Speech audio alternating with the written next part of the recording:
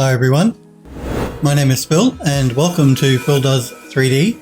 I'm a multimedia and 3D artist and I stream live on Twitch on Mondays and Tuesdays at 5 PM Pacific time in the United States, which is midday in Australia or 1 AM if you're in the UK. Do remember though, if you miss the live streams, you can catch up and watch the streams at any time by clicking the videos tab at the top of my Twitch page.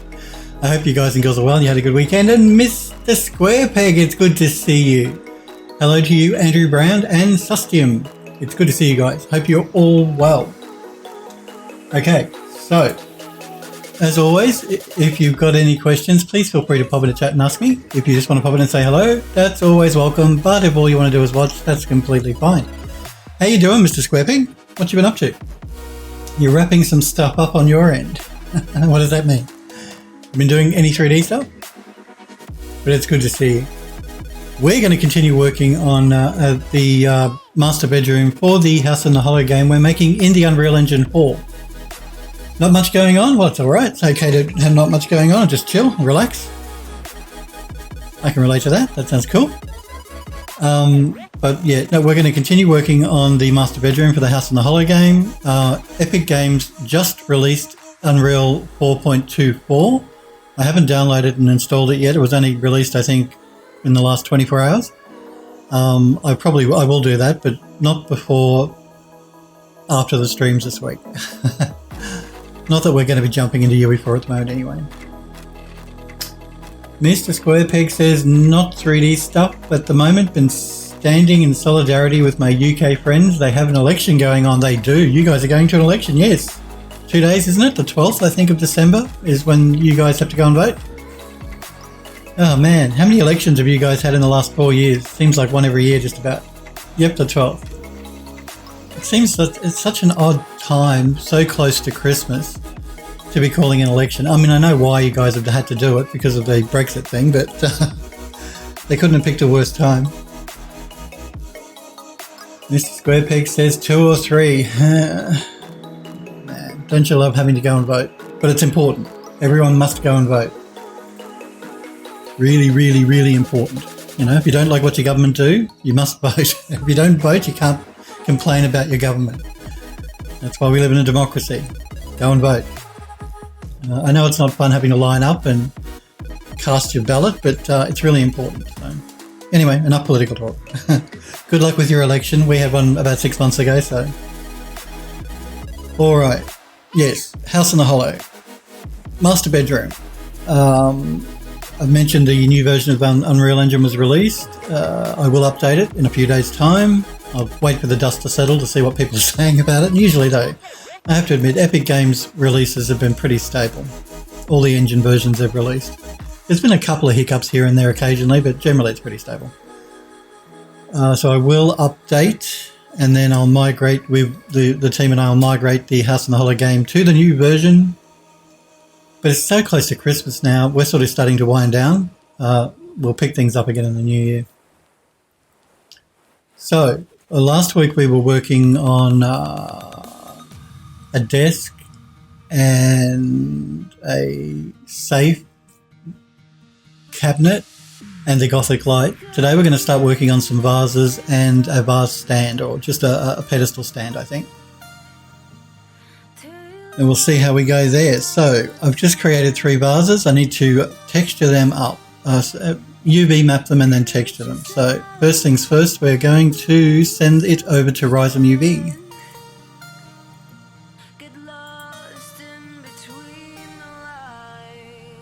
Sniper Echo, it's good to see you, buddy. Hello to you as well. Hope you're well.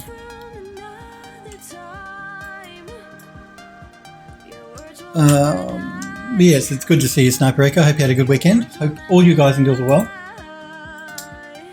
So let's start texturing this little thing up. We'll start with the base. Wrong button. Always hit the wrong button.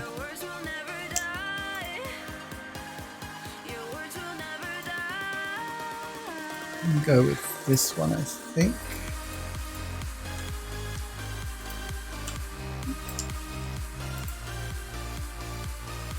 And then we'll go to Really? You're going to come in as one complete object? Okay, let's see how we go. Because I actually broke it up into pieces inside of Max, and that's what I'll be doing to do the vertex colouring before we take it into Substance Painter to texture it up. I was hoping it would come in broken up still, but it hasn't, so. Mr. Squarepeg says, by the way, for anyone in the UK, vote Labour December the 12th. You're entitled to your opinion, and listen, I think the Labour Party probably are a great party in the UK. I'm not disagreeing with you, but you guys and girls have free will, you vote for who you like. But I would probably say the same thing. I think you should vote Labour as well. Okay, let's see what these different tools will give us. That's not going to work for me.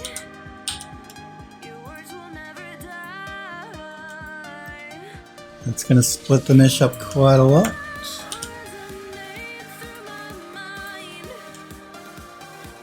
I don't think this is going to work, but we'll try it. No, that's not going to work for us. No, I don't like that either. That one's not going to work. Okay, I'm not really seeing any of these here that I like the way that the meshes, the automated tools are trying to break the cut the mesh up. None of them are really doing a great job.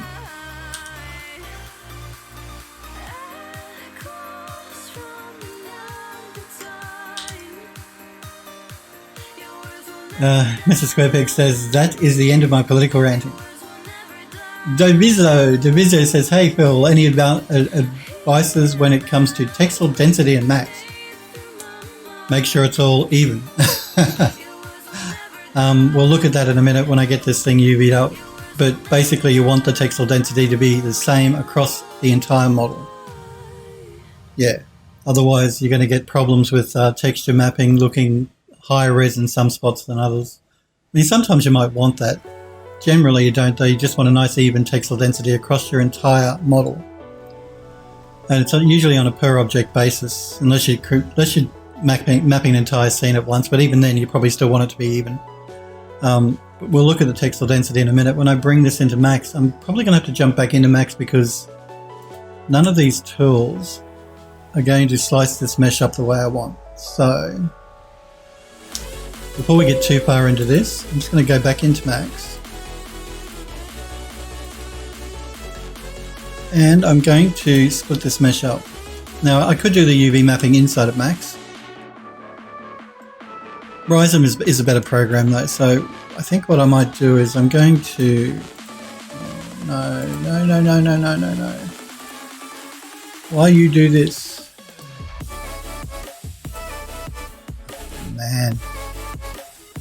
You'll notice the different colours on this model. I had the model broken up into pieces and I've attached them all together, getting ready to export it to Substance Painter.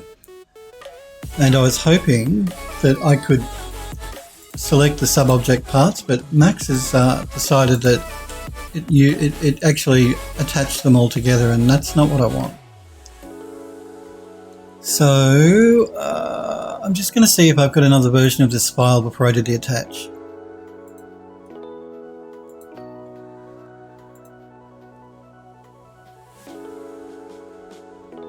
Let's check this one.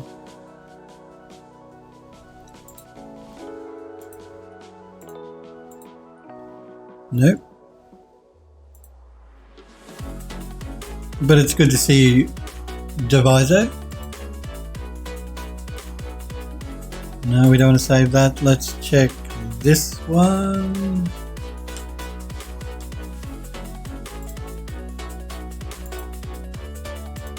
Okay, you see this one is broken up into pieces. That's going to be much easier for me to UV map in sections than as one entire mesh, because UV mapping a really complex shape like this is always problematic for automated tools, or even doing it by hand it can be problematic. But if we break the mesh up, we should be able to handle it a little bit more easily. So we'll work with this version and we'll go from there. This is why I keep previous versions and I don't delete them or overwrite my files. I always increment my saves, so if I need to go back, I can. You'll see this is an unoptimized version though, so I'm going to have to do an optimization on it. First things first though, let's send this over to Rhizome.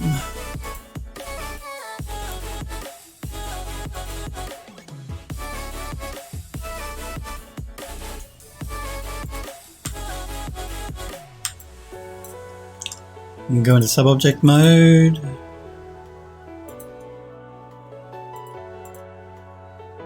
Let's use this one.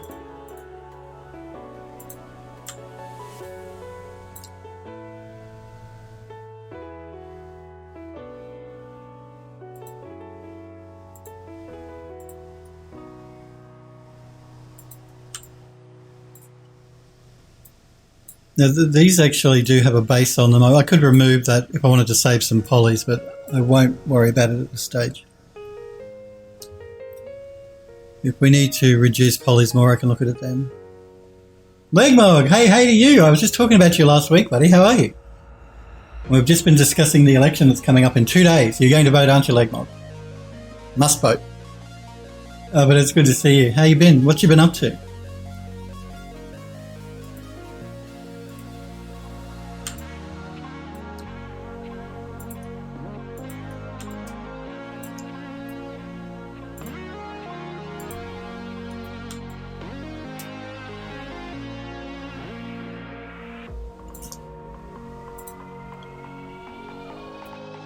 Legmog says, I'm the proud owner of a brand new 3D printer. Way to go.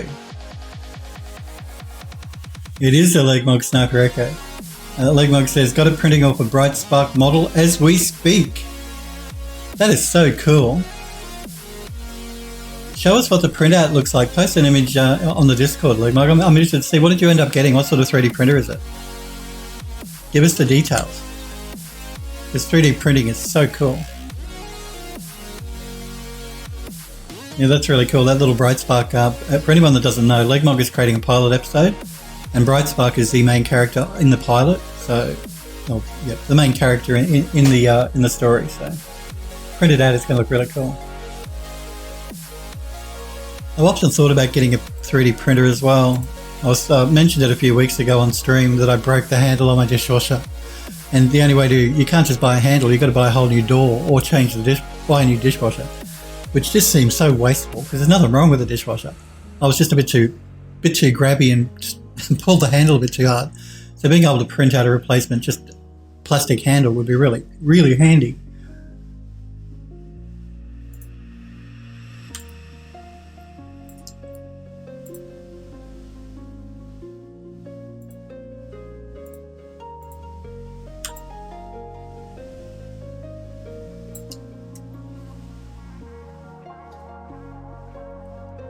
Let's go back to show all. Let's select this bit and isolate it.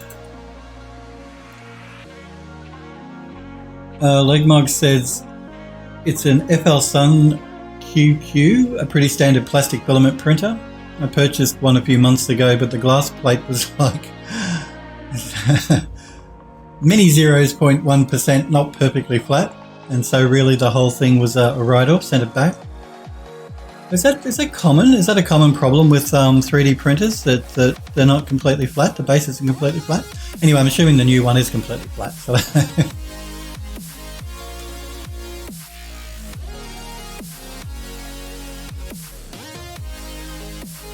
I think with this one,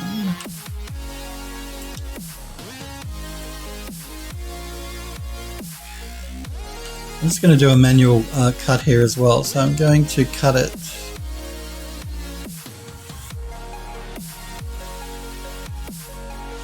to that. Let's do an unwrap.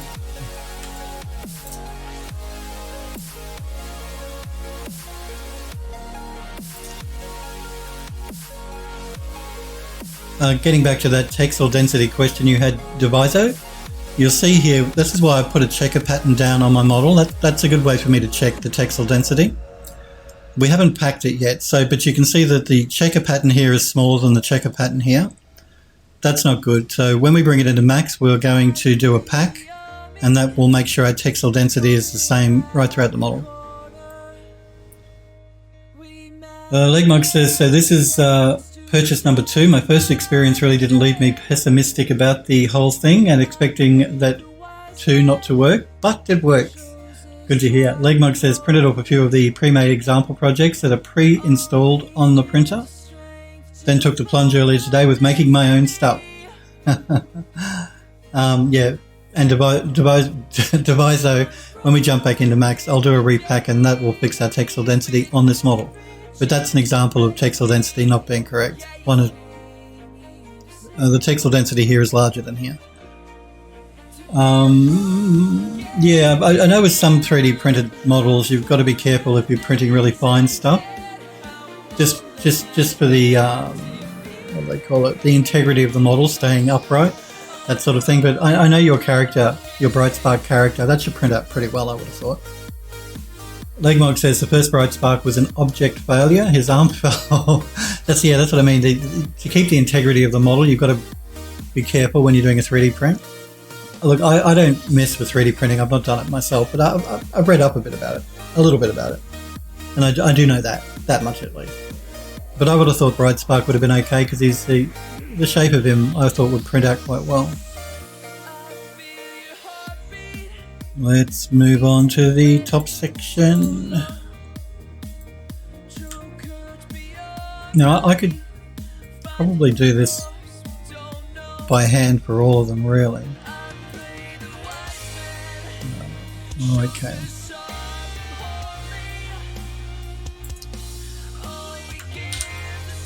I'm just seeing what the automated tools here think it wants to do. I'm sort of like going to do a comparison between what it wants and what I think should be done. Actually, that's not too bad.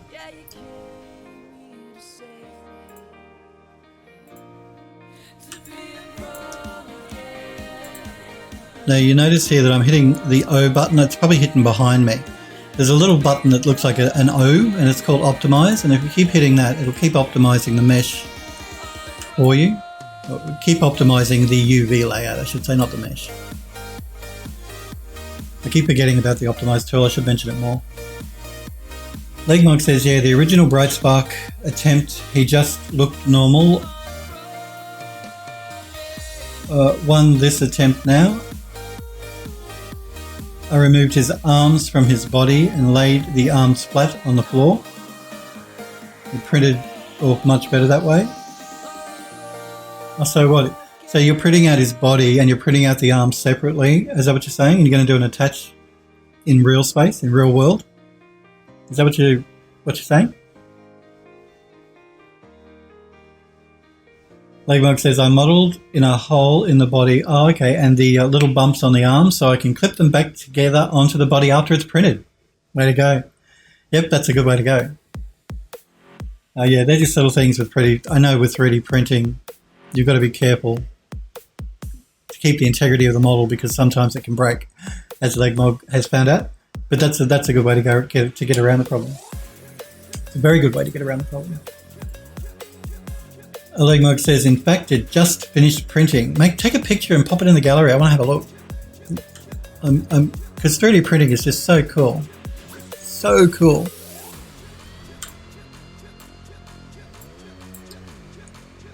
Okay, let's do the top section.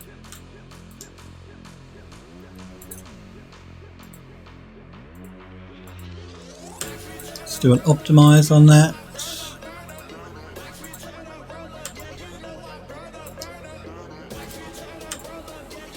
You'll notice too, we have an interior section of this vase as well.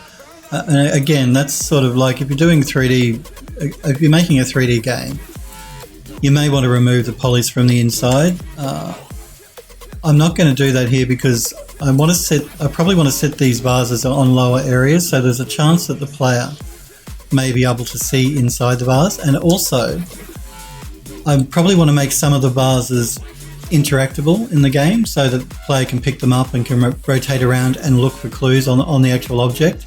And that's why I'm keeping the interior polygons, because they're going to be able to actually rotate the object around when they pick it up. So if we have no polys here, it's just going to disappear in the middle, and that's not going to look good. So that's the reason I have polys inside the vase. If you're just using it for a decorative piece inside of your game level, you probably want to remove the interior polys. Android Lust, heyo to you too. It's good to see you. You're taking a pic now. Good to hear, Legmog. We want to have a look at this 3D printed Bright Spark model. It's good to see you, Android Lust. I'm doing really well. Legmog is doing well. He's getting ready to vote in 2 days' time in the UK. Legmog says, good, thanks. Got a new 3D printer. First one I ever owned. I'm just taking it for a spin. He's going to throw a photograph of the model he's printing out at the moment in the Discord server. Remember, guys and girls, if you haven't joined the Phil Does 3D Discord server, I've just popped a link in chat. Click that link to get an invite and you can join the Discord. Only subs can post links in my Twitch chat, but everyone can post links on the Discord. The whole reason I created it, that and the fact that there's, a section where you can link to your art station or folio, and there's a tutorials and tips section as well, which the guys and girls, the users of the server, have come across over the years, and anything interesting and useful gets popped in there. So there's a whole lot of interesting information in the tutorials and tips section as well. And it's also a place where you can chat with me when I'm not streaming.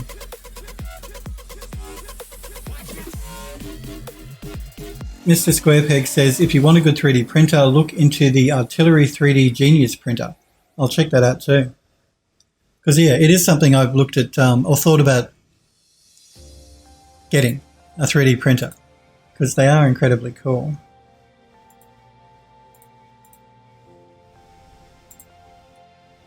Incredibly cool. And like I said, it would allow me to print out a new handle for my dishwasher, because at the moment opening and closing the dishwasher is a real pain because the handle snapped off. So I've got to get my fingers in there and sort of it's just not really inconvenient.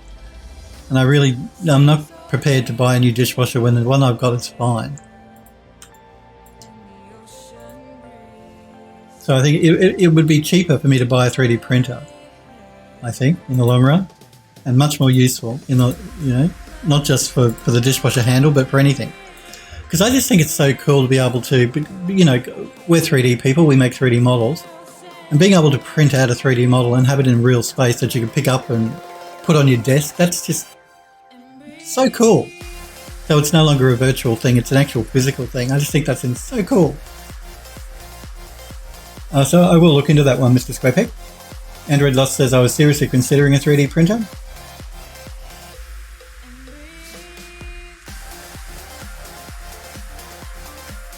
And Devizo, I think looks like you popped on the Discord. Good to see. Like I said, if you want to link to an art station or your portfolio or anything like that, there's a section on the left that says folios and demo reels. Pop your links in there. There's also on the left the tutorials and tips. My stream schedule is on the Discord as well for anyone that ever wants to look at my stream schedule. I do keep it updated, unlike some streamers on Twitch. Not mentioning names. I do actually update my schedule regularly. So my schedule doesn't change, though. It's every Monday, Tuesday, unless I get sent away for work.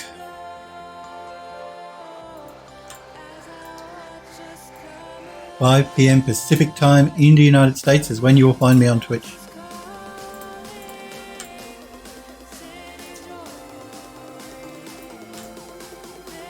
I think there's only one more piece down the bottom. I think after that we've UV mapped the entire thing.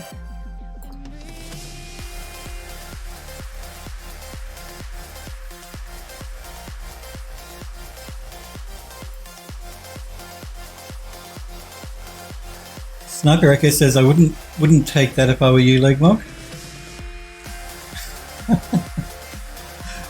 What you guys talking about? What's going on? What?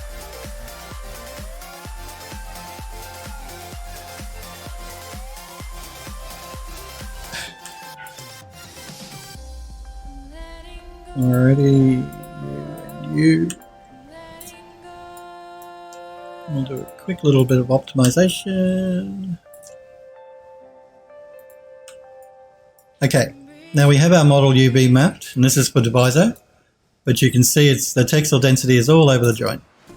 Now I could do a pack here inside of Ryzen. There are tools down here to pack your mesh, but I prefer to do it in Max. I like Max's packing tool a little bit more than I like Ryzen's. Ryzen's can sometimes get a bit confused. Max's never gets confused, so I'm going to send it back to Max. We're just going to isolate this so that we're not getting distracted by everything else on screen. And I'm going to throw an unwrap UVW down. Select all of our UV maps and use Max's automated pack tool here. Now you'll notice if I throw down a checkerboard pattern, which again is how I check the textile density. It's the best way to check the textile density. Where are we? Checker. We'll just increase the tiling to say 40 by 40.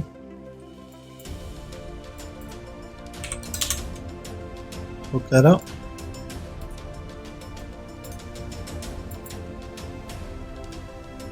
Actually, I'm just going to assign that same texture to all the pieces. But you see all of our little squares now are even. They're all the same size, I should say. They're not different sizes, so that textile density is even right across the model. And that's what you want. You want your textile density to be even right across the entire model.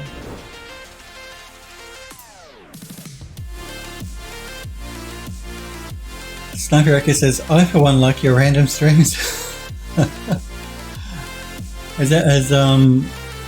Has Legmog been doing random streams, has he? Devizo says, great, thanks a lot, no problem. So let's just remove that now that we've checked our textile density. And move on to the next vase.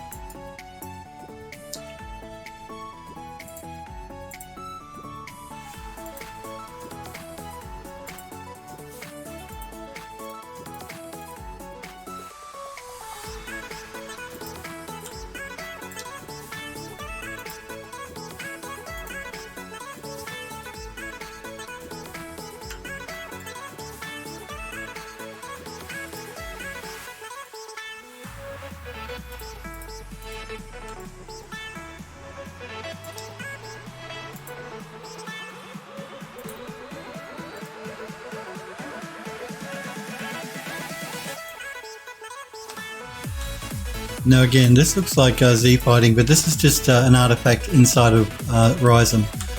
It's actually not Ryzen's fault, it's the plugin I'm using to transfer the model between Max and Ryzen. There's nothing wrong with the mesh, it's just that plugin. Devizo says, I guess I was clicking the wrong button. It helps to click the right button, that's for sure.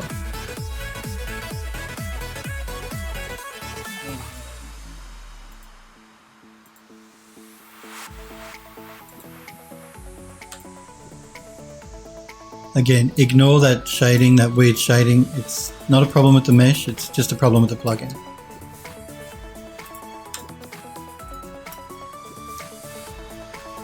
Choco Minty, my apologies. Choco Minty says thanks for the emote.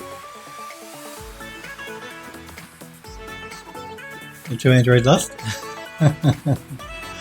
That's a very cool emote actually. I like it.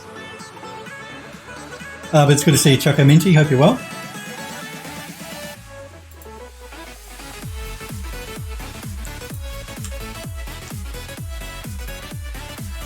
Have you been doing any 3D work? I have to ask all you guys because you know I want you guys doing 3D 24/7. You don't have to. You don't have to if you don't want to. Choco Minty says, doing great, chill stream. Cool. I'm going to do this one by hand because none of the automated tools here that the engine... Oh, actually this one should be fine. Let's do a quick bit of optimization. I was just about to say none of the tools are doing it for me, but the one on there on the end works, so we'll use that one.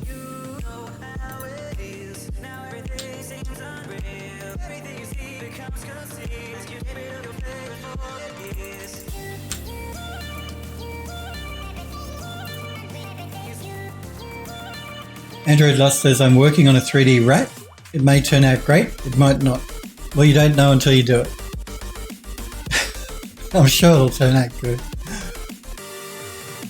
You know, there have been times where I've started working on a 3D model and like I put hours and hours into it just to decide after I'd done, 3, 4, 5, 6 hours work on it that I didn't like it and trashed it.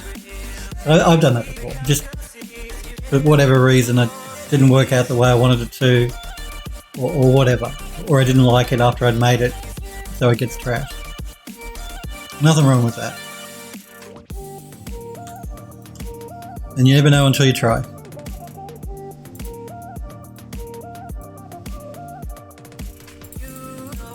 That's half the fun.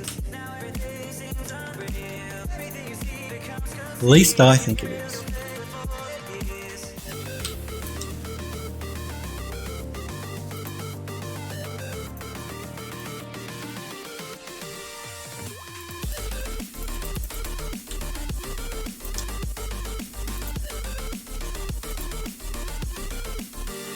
Choco Minty says, I'm making a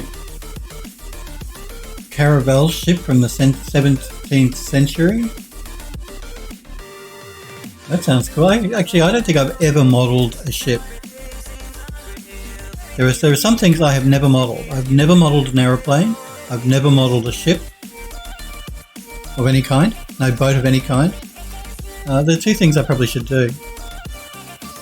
Do an aeroplane. I know that Smokeberry Barbecue, who I don't think is here today, he's done a plane. I've seen that in his portfolio.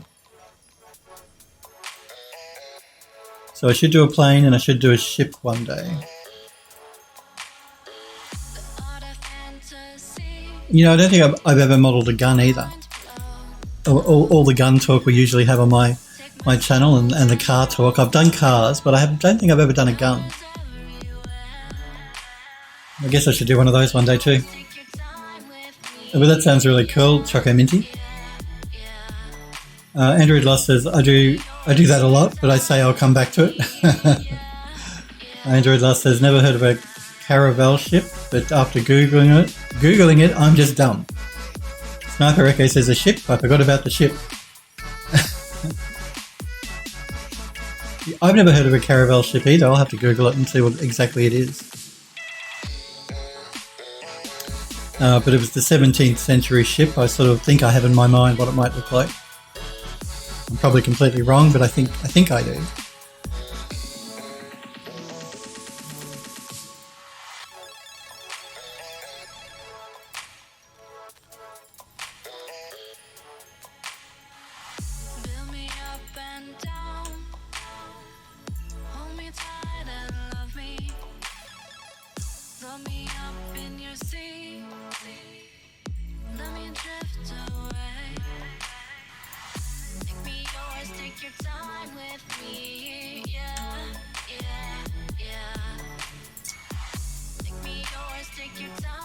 Android Lost says, whatever you're picturing, you're right, according to Google. Okay.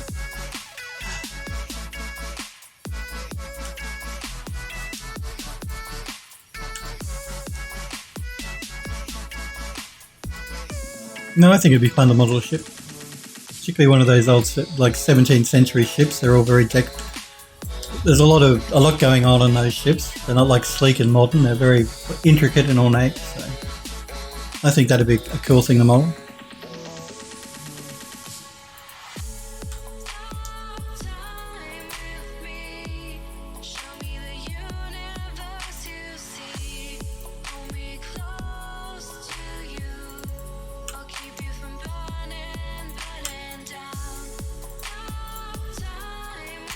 You'll notice I'm doing this in stages. I could select them all and do them at the same time, but the more complex the shape, the harder it is for the algorithm to work out the best way to map it, so I'm just doing it bit by bit.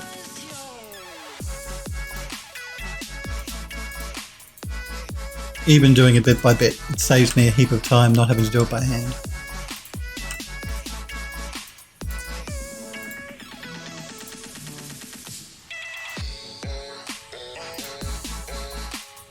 But you could try your luck if you're using a program and do it all at the same time, see how it goes. Sometimes it'll work, sometimes it won't.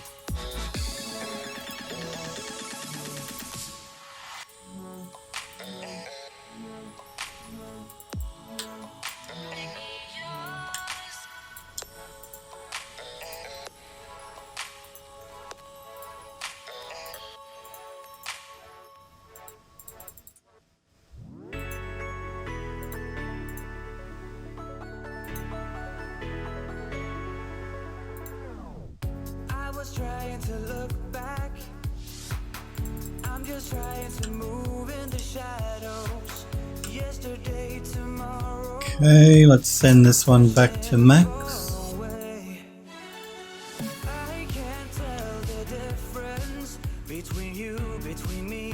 Let us do an unwrap and do a pack.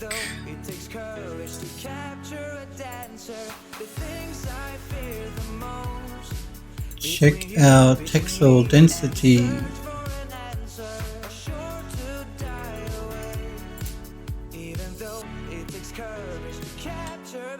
And again, the texel density is all nice and even.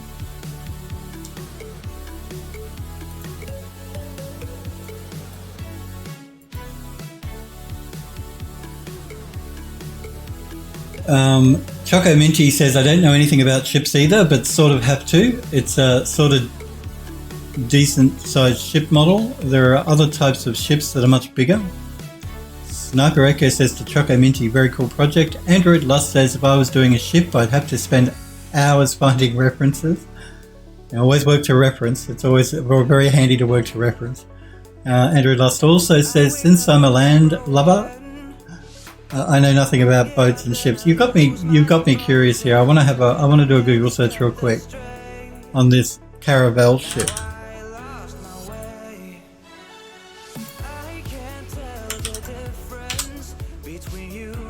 Oh yeah, this is exactly. I thought that this was the sort of thing it was.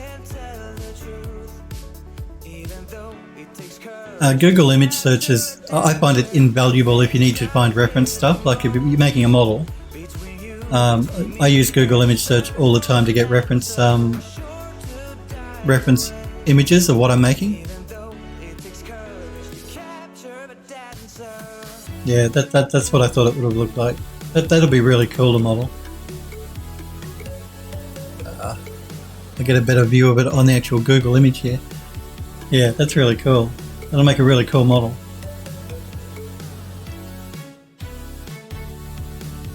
You know what I want to do actually? I want to model a a horse-drawn buggy. You remember like in the olden days, the 1800s or whatever, when you used to have horses. Those carriages that people used to ride in, those really ornate, intricate carriages. The Queen still has some. If you're a UK person, I want to model one of those because I've never done one of those. And I think that'd be really cool. I might even do one to put it in the game, although it's not really, it's a bit too early for the game that I'm working on, but we'll see how we go. Like the period is a bit too early. Choco Minty says to Android Lust, you have no idea. I have a huge Pinterest folder with plus 100 pics of them. Yeah, Pinterest is another good place to look to reference stuff as well. Android Lust says exactly, Choco Minty. It would be nice if I could find one in real life at a museum and take photos. Choco Minty says, I found even more schematics detailing everything. It's super cool. And working to schematics is always a good way to go as well, if you can find them. Sometimes it can be very hard to find blueprints or schematics for a model you want to do. But if you can, that's the way to go. Morak, hello to you too. It's good to see you, Morak. How are you? And what language is that, Morak, that you first typed in? Is that Russian? What is that? Or Bulgarian? I'm sorry, Morak. You've told me where you lived before, but yeah, Phil's blonde, so he can't remember. It's good to see you though, Morak. Andrew Lust says, hi. Morak says, a buggy or a ship? Morak says, I'd like to see something curvy because I have some pain in the ass modelling going on. Are you talking to me or are you talking to... I was just saying I want to do like a horse-drawn buggy. One of those buggies that people used to sit in, carriages. We'll call it a carriage, not a buggy, but a carriage. I've never modelled an actual carriage and I think it'd be really cool to model. But Choco Minty is making a ship, one of those old 17th century ships. And again, that'll be something that's really cool to model as well. And I've never done a ship. I should do a ship at some stage. It's fun.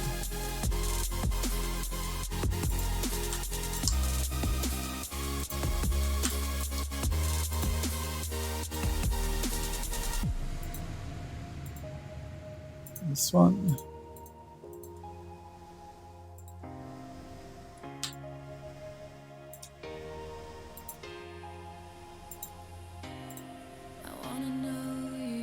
This one.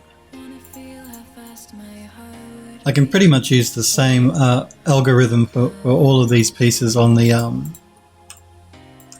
base, except the base.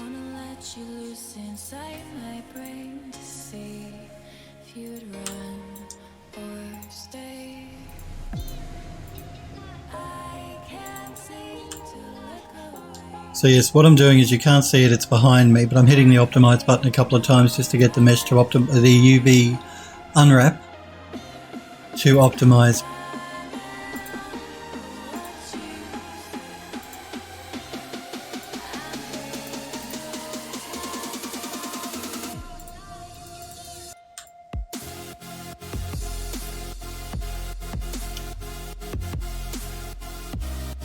Morak says it's Bulgarian. Yeah, I thought it was Bulgarian. I thought it was Bulgaria. I just wasn't sure. Just mistyped. I'm okay. Maybe getting sick, but I will blame the absolute disgusting air that's in the town lately.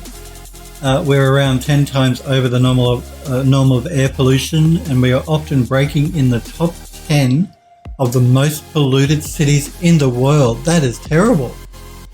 Why is that? Is there a lot of industry or something? Or you've had a lot of fires, or you've had a lot of coal? The air quality in Australia isn't great if you live in Sydney at the moment, or Brisbane, because of all the big bushfires that are going on up there. It's been blowing the smoke over the city, and it's caused really hazardous air quality if you're living in Sydney as well at the moment. I live in Melbourne, so I'm okay, but that's terrible. Well, you need to breathe, and we need to breathe clean air. Clean air is good. How's all the contract stuff going? I know didn't you mention you picked up some contract work, which was cool? How's all that going, Morak?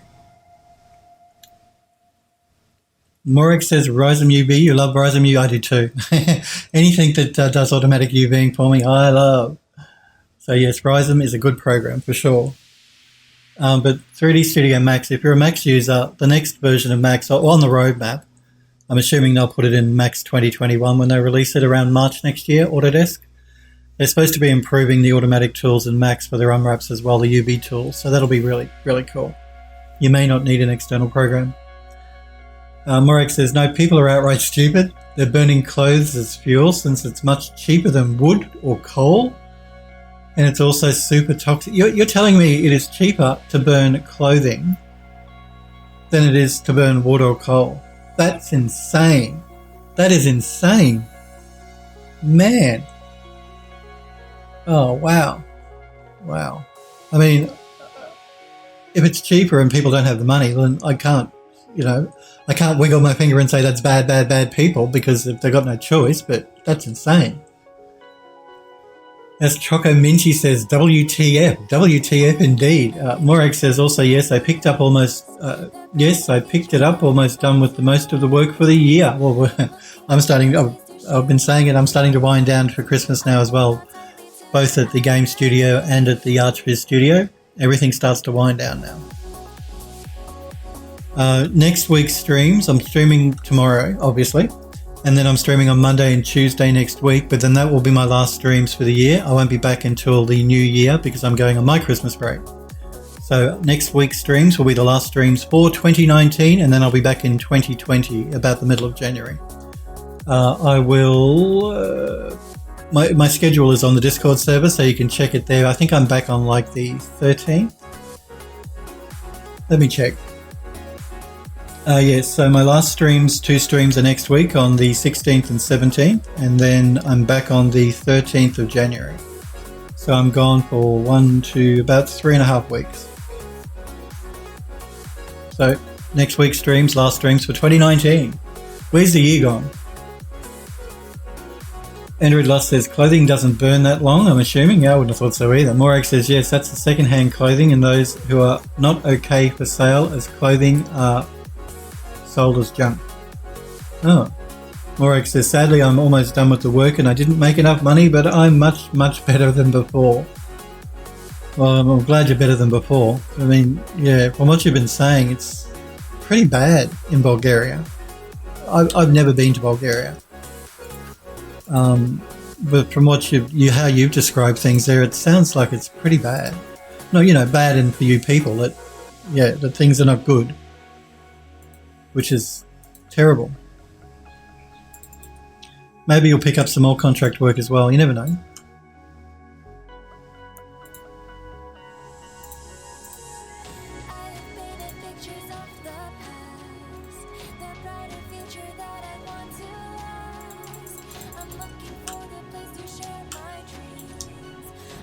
These are the sort of thing you could straighten out if you wanted to. Like if I was putting a pattern along here, I probably want to straighten this UV island out, but I'm not going to be doing that. It's just going to be a ceramic color, I think. So.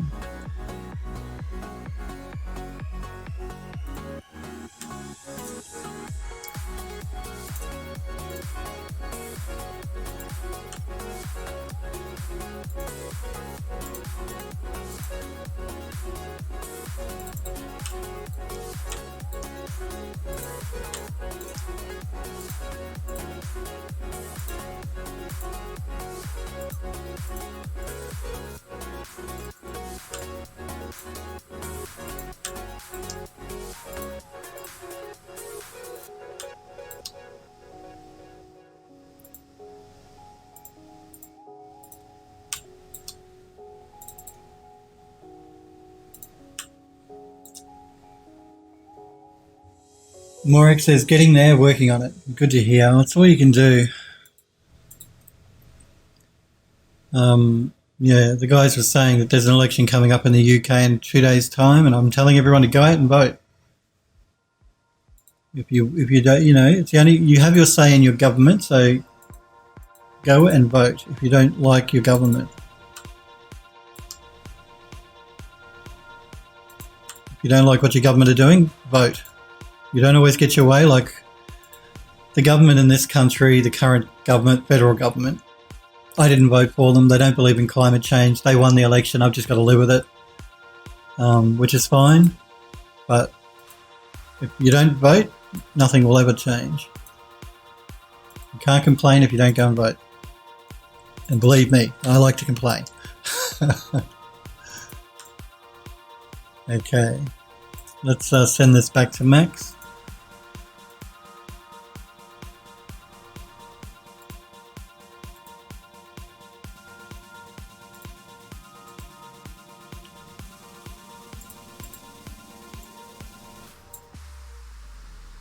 Packet. Check it. You're my star tonight. Oh, yeah, you're light. And that should be good.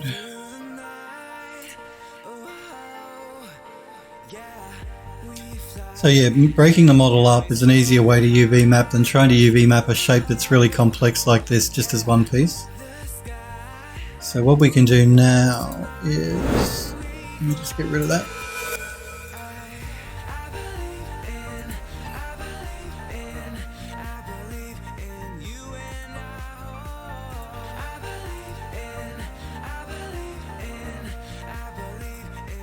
I'm just turning off the edge faces here because I don't need to see them in the viewport.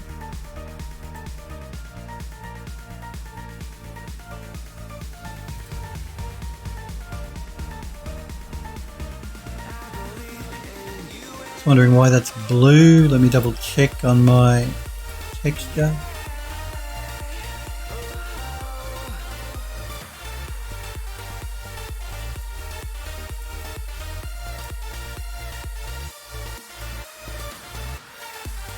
Very odd. I think it's just the lighting actually.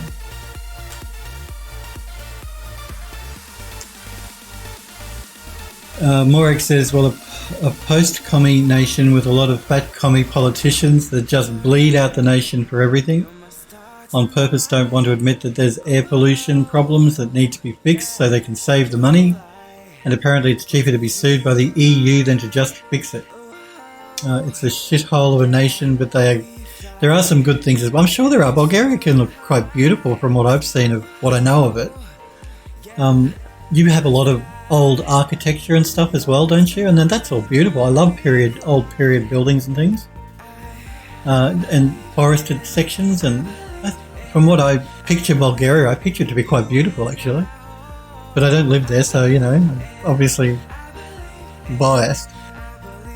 But I get what you're saying about politicians and climate change, because the current federal politicians in Australia, the Liberal Party they're called, they don't believe in climate change either. They like digging up and burning coal, which is really, really bad for the atmosphere. Australia sells a lot of coal. We have a lot of coal mines. And yeah, so they're not changing anything either. What can you do? Just try and vote them out at the next election. That's what I'm going to try and do. Android Lust says, all outsiders picture Bulgaria like that. Devizo says, how can I get permissions to post my folio on Discord? Just, alright. Devizo, are you, just give me 2 seconds. I will give you permission. No, you're a member now. You should have permission now. Just when you first join the Discord server, there's a cooldown period of about 30 minutes just to make sure that you're not a bot or anything, or I don't want my Discord to be spammed by bots. But I've just checked and you should be able to post now, Devizo, so go for it on the Discord. You should be good to go. Android Lust, thank you for the sub. You've been subbed for 23 months. Man, that is so cool of you. You are very close to being my longest sub with Tamana, I think. Both of you have been subbed to me for so long. I really do appreciate it, guys. So thank you very much, Android Lust, for the subscription. I really, truly do appreciate it. Okay, I'm just trying to work out why that's happening there.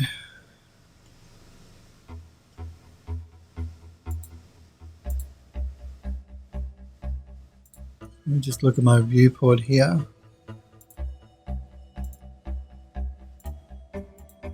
There we go. That's better. Android Lust says to Morek, I can assure you that only some places in the United States look good. Android Lust also says, sadly, I'm not in one of those places. Morek says, I believe it's like that. And it is. There are some places in Australia that are absolute shitholes as well. Putting it bluntly and nicely. So yeah, everywhere in the world there are places that are nice and places that are horrible. So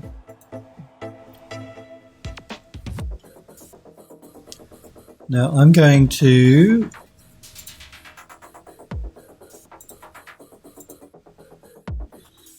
I must have something turned on that's doing that. Just not sure what it is.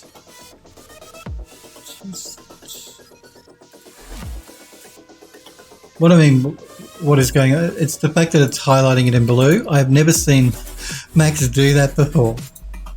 That's a new one on me. I have never, ever, ever seen that before. It must be a setting I've got turned on somewhere.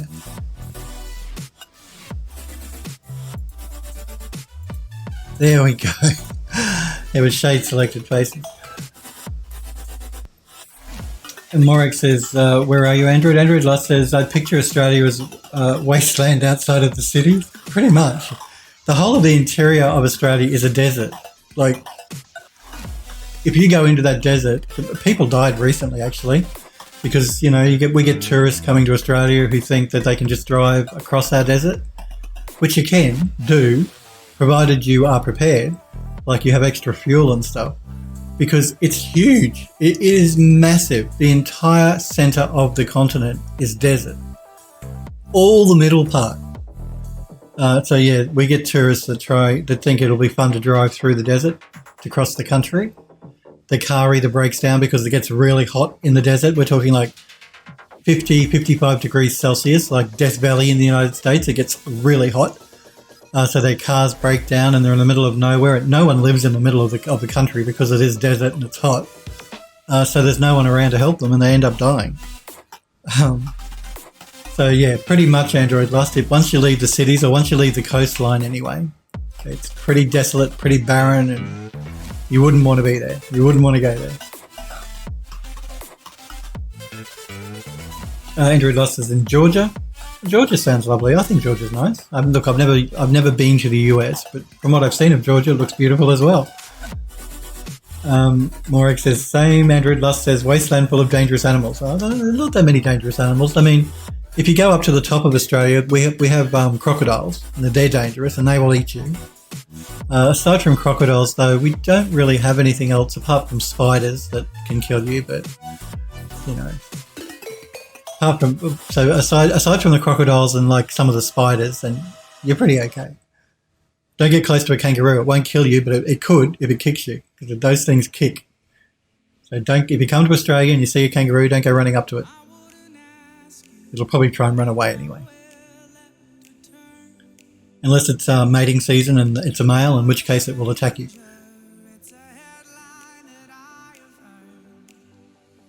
Android Dust says, well, I'm right. In my opinion, Android Dust says 55 degrees, that would melt my tyres. Yes, it is. That's 55 degrees Celsius in the middle of the country. That's why no one lives there. That's why it's a desert. That's where all the big mines are. So, you know, every time the studio sends me to one of those mine sites, why I bitch so much, because it's stinking hot in the middle of nowhere. Thankfully, you know, they build buildings and stuff at these mine sites so that you can get cool.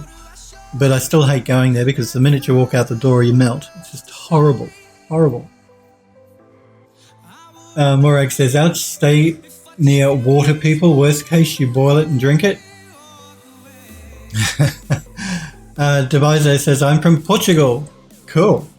Again, Portugal looks beautiful as well. Maybe I just got this fantasy in my head about what all these different places are like. But I've seen them. Maybe they only show the best parts on TV, because from what I've seen on television, these places look beautiful. Morag says, kangaroo, I believe it has like 300 to 400 kilograms of force in a kick. It does. Particularly the big male kangaroos. Their back legs are incredibly, incredibly strong. And they could kill you. They could easily kill you. Generally, though, kangaroos, they'll try and run away from you. They won't come near you. The only time that they would try and sort of like attack you is if, like I said, if they're a male and it's like mating season and they're trying to protect their partner, their female partner, then they might attack you. Generally, though, they'll run away. Andrew Dust says, I think of Portugal like Brazil minus favelas. Devizo says Brazil is much more dangerous. Portugal is one of the best countries in the world when it comes to security. It's really safe here. Brazil, no. Are there have I got it right in that a lot of people are leaving Brazil to go to Portugal? I know that there were stories in the news 6 months ago, or am I thinking of a different country? I could be thinking of a different country. Android Lost says, yeah, only the best parts of the country is shown on TV and the internet. Well, that's probably it then. Morek says, even on pictures, they are totally ripped. You can see all the muscles and the veins, and so on almost zero fat. That's the nature of a bodybuilder. That's true. Don't they go on special diets to make sure they've got very little body fat as well when they're doing competitions? Devizo says, yes, there are many people coming here. That's what I thought. I thought there were a lot of people crossing the border because things were so bad. Android Lost says, South America seems pretty dangerous, so Portugal is far away from the danger and corruption. Yeah, I thought I saw news stories where they were saying that there are a lot of people crossing the border from Brazil to Portugal.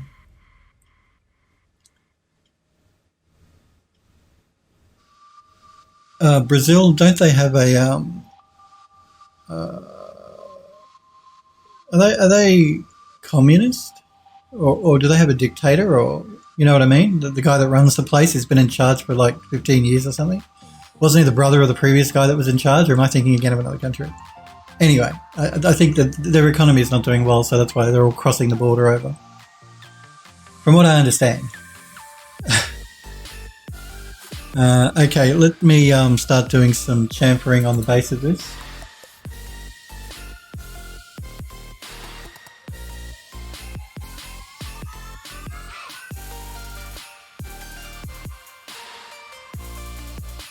Now, I see also that Devizo, you have posted your ArtStation in the folios and demo reels. Very good. Do you mind if I show your ArtStation on stream? I like to show your guys' work toward the end of the stream. So just before I finish off and just before 2 o'clock, so about 5 or 10 to 2. Do you mind if I show off your ArtStation on stream? If you don't want me to, I won't. Sure? Cool. I'll do that toward the end of the stream. Because, yeah, I love looking at the work that you guys do. That's the whole reason I'm on Twitch. I'm on Twitch not just to do my own stuff, but to encourage you guys to do 3D as well. Guys and girls. We're not sexist here in any way. So yeah, it's to encourage you guys to do 3D. And I love looking at the stuff you guys make. So I will check it out and we'll show it off on the stream just before I sign off for the day. We're going to throw down an edit poly. And I'm just going to select these edges. Well, actually, they're already chamfered. Okay. Already done. They just didn't look it because, but they are chamfered. So that's fine. Yep. Okay, so I'm just going to name these because this is an older version. Vase 1, Vase 2, and Vase 3.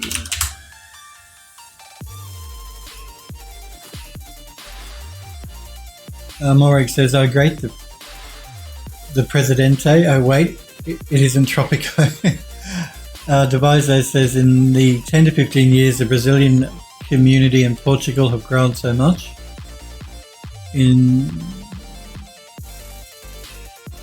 Everybody's a noob at some stage, Devizo. I like looking at everyone's work regardless of your skill level. It makes, you know, the best way to learn is to do. Everybody's at different skill levels, and I like looking at everybody's work regardless of where they are on that skill spectrum, and the more you do, the better you'll get anyway. So don't ever think that I only want to look at people's work if it's really, really good. I want to look at everyone's work regardless of their skill level, because that's what interests me. I like to see I like to see the stuff you guys and girls are making. Android Lost says, doesn't matter the skill level. If you're having fun doing it, skill will come. Very good advice, and Android Lost, that's completely correct. You are 100% right. Devizo says, I'm having so much fun. I love to do my skill work. Well, that's cool. That's what it's all about. You're meant to have fun. It's all about fun. And making 3D stuff is fun. It's a fun thing to do. I mean, I'm still stoked that I get paid to do it, you know, because it just feels like fun to me. I'm just having fun all day long and they pay me for it. So it's a win-win because it is fun. And you can make stuff that doesn't exist in the real world. That's what I really love about it. whatever you can imagine, you can make. You can create things that never existed and never will exist. Unless you print them out on 3D printer like Lego. So it's all about the fun. Devizo says, when it's 3D, of course. That's right. Devizo says, when I was very young, I used to play Second Life, and I always wanted to do 3D. Second Life, wow. I remember my very first computer. I always wanted to do 3D then as well. So when I was a young child, I wanted to do 3D too. I always knew what I wanted to do. Now, having said that, I used to be a chef, so I haven't always done 3D. So I liked 3D when I was a child. Then I did my apprenticeship as a chef. I'm a qualified chef. Then I went into design and programming, and now I do 3D. But prior to that, even before doing my other jobs, I always liked 3D. Devizo says, and in the last year, it finally happened. Good to hear. It can take a while, particularly if you're looking for work. Like one of my moderators, Sniper Girl, she's recently got a job with a game studio, and she's been trying for years to get a job with a game studio, so she has one now. It can take a while. Don't get discouraged if you want to do 3D for a living. It just can sometimes take a while to find work. But that's like any career. You know, you're not always guaranteed to find work immediately. It takes time. Just keep doing your 3D and you'll get better and better at it. Morag says, I remember my first PC, 2 megabytes of video memory, 32 megabytes of RAM. Wow. 32 megabytes here we're talking, not gigabytes in today's world. Megabytes of 32 meg of RAM and 2 meg video card. Man. Devizo says, I'm studying at the moment multimedia and video games. Cool. Well, that's the way to go. I'm a big advocate of study. If you can afford to study and you want to do it, then you should do it. Having said that, I mean, I went to uni as well. I studied. But having said that, this line of work is not one where you need to have a degree or a diploma to actually do the job. It's I don't know what the future holds. Maybe in the future that will change. But it's more based on your skill level than it is on your academic achievements. And I'm saying going to university is a good thing. Learning video game design and all that sort of stuff is a very good thing to do. But I've worked with people in studios that have had no formal training, but are still employed by studios. So I'm sort of just pointing out that you don't need to go to university, but it is good to go and study. Andrew Luss says, well, I'm sure mine was like that too. Morag says, IBM PC man, I love the thing back then. Anyway, for me 3D is fun, but for some reason games are more fun, and I often procrastinate, making me doubt if 3D is actually fun. But games use 3D, Morag. So, you know, if you're playing a game, you're generally interacting with 3D models anyway. I was actually mentioned last week to you guys, I used to work in games development. Then I went to work in film, feature film. Now I work in arts viz, and I'm also working again for a game studio. And I didn't realise how much fun making games was until I went back to it recently, because the last time I worked in games was like 8 years ago. And it's fun. It is fun making games. I had forgotten how much fun it is. Playing them is fun too, but, you know, you make them and you play them. Unfortunately, when you're making them, you're playing them over and over. You're playing the same level over and over and over and over and over again to work out all the bugs and stuff. But I'm going to do an optimization on these now. I had already optimized them, but because I wanted the mesh to be separated, I had to go back to a previous version, so I'm going to have to re-optimize them again. Devizo says, yeah, I know. Devizo says, that's why I work a lot, and I'm always trying to improve and understand where I'm failing. That's a good way to be. To be honest, at the moment I'm having much more fun modelling than playing them. That's cool. I like both. I like playing games. I like modelling. I think they're both fun. And now modelling and making a game is super, super fun. And again, the game studio I'm working with, we're using the Unreal Engine. If you want to make a game, either Unreal or Unity are the way to go. You don't start from scratch and try and create your own game engine, because the Unreal Engine is a beautiful engine to use. They have really, really nice artist tools, really good programming stuff as well. The blueprints is really a cool feature of Unreal. But there's Unity as well that you can use. And I haven't used Unity, but I know people that do, and I've seen games made in it, and it looks super cool as well. And Unreal and Unity are free to use. Now, I know with Unreal, it's completely free to use. If you make a game that you want to sell, then you have to give Epic 5% commission, which is very reasonable. Trust me, guys. It's very, very reasonable. Because back when I used to work in games, the Unreal Engine was around then as well. But it was never free. You had to, if you were a studio, you had to lease it, license it, and it used to cost millions of dollars to do. So the fact that Epic Games now give it to you for free is just incredible. Really is. Morag says, I'm slowly getting there as well, Devizo. I hope it stays that way. I got to use my willpower to change myself a bit. You've got to have good willpower. If it's fun, you don't need to force yourself to do it, though. Devizo says, unfortunately, I'm learning Unity. In my works are in Unity, and well, Unity is very good as well. I'm not dissing Unity. Unity and Unreal. I like Unreal because I'm used to Unreal and I've worked with it before for many years. But Unity is very good as well.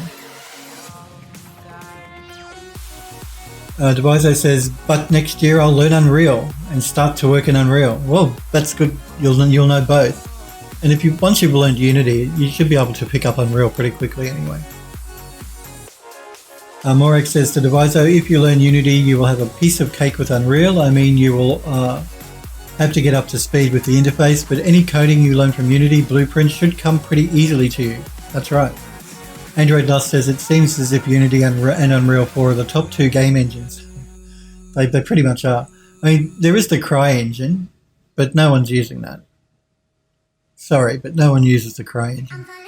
It's supposed to be. Look, I've messed with it many years ago, and it was a pain in the ass to use. It was really complicated, very, very hard to get anything done in the engine. But that is another option. Amazon have a version of it. I think it's called Lumberyard. So basically, Amazon bought the rights to the Cry engine, and they developed a version of it that they give away as well. But no one uses it either. Autodesk, they have their own game engine that no one uses too. I can't remember what Autodesk call theirs, but pretty much off-the-shelf game engines, the top two are Unity and Unreal. I mean, there are other games like the Battlefield games. I can't remember what they call their engine, but I don't think you can lease their engine. It's only for them. And there's the Quake engine as well, but again, I don't know whether is that still around or if that's being leased out anymore. They don't call it the Quake engine anymore. I can't remember what they call it either. But pretty much Unreal and Unity are the way to go. Morag says they are. Morag says CryEngine is hell for programming and it's hell for artists as well. Trust me, I messed with it years ago and it was hell for artists, not just programmers. Android Lost says, yeah, Lumberyard. Morag says there's this thing, Godot engine. I saw a video on YouTube about that. I didn't check the video out because I had never heard of it. I'd never heard of this Godot engine, but it did pique my interest when I saw the YouTube video, the YouTube thumbnail. Morag says it's pretty cool. Android Lost says Frostbite for Battlefield, I believe. Yes, I think you're right, Frostbite. But I don't think you can lease I don't think you and I can use the Frostbite engine. I think that's sort of proprietary to make their games. I could be wrong. But Morag says also just 50 meg of space. Wow, that's pretty impressive. Android Lost says I don't think you can. No, I don't think you can either. That's pretty impressive. We'll check the Godot out because I did see a video on YouTube, a thumbnail for a video.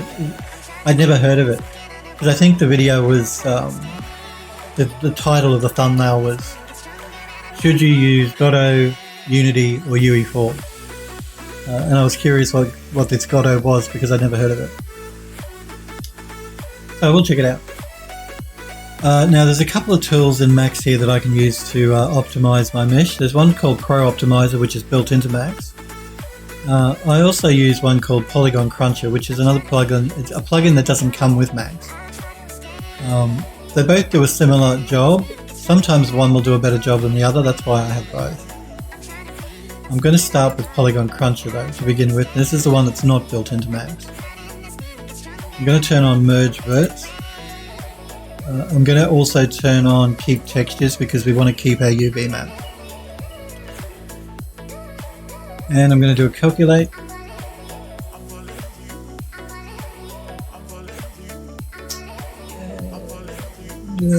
Now I'm going to, they both work the same way by the way. They have a slider here of 0 to 100, and the closer to 0 you get, the less polygons are on the model. So if I start just pulling it down, and I'm actually looking at the vase in the viewport while I do this, you can see once I go below a certain threshold, it really starts to make the model look crappy. So I'm just going to start pulling it up until it gets to a spot where it looks good, but reduce the polygons quite a bit. And about there's probably good.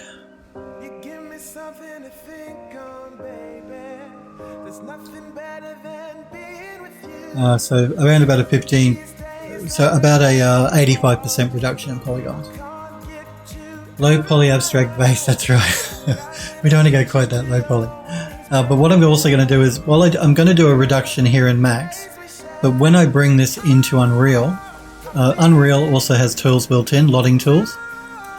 I'm going to get Unreal to also do a reduction, and then we're going to load the vase anyway. So the further away we get from it, the less polys it'll use inside the game engine. So yeah, and what I've found is I do an initial optimization in Max, and then I do another optimization in Unreal, and then I do lotting. So let's do the same for this one here. Keep textures and vertex merge vertices. I'm going to jump straight down to 15. We'll see how that behaves on this one. And again, 15 should be good. So we're doing an 85% reduction in polygons.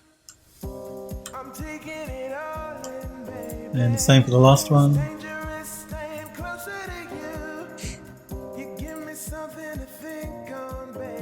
Must make sure you keep textures selected, otherwise our UVs will disappear.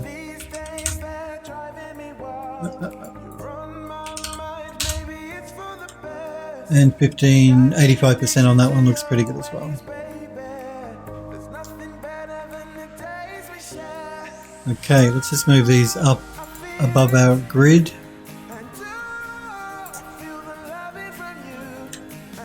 And I'm just going to scale them up a bit as well.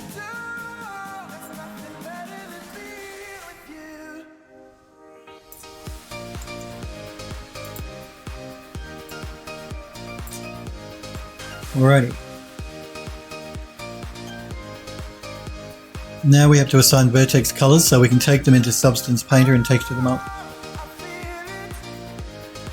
Android Lost says, I wish Maya had a reduction slider like that. Well, it does, but it doesn't work and responsive. Oh, that's a shame.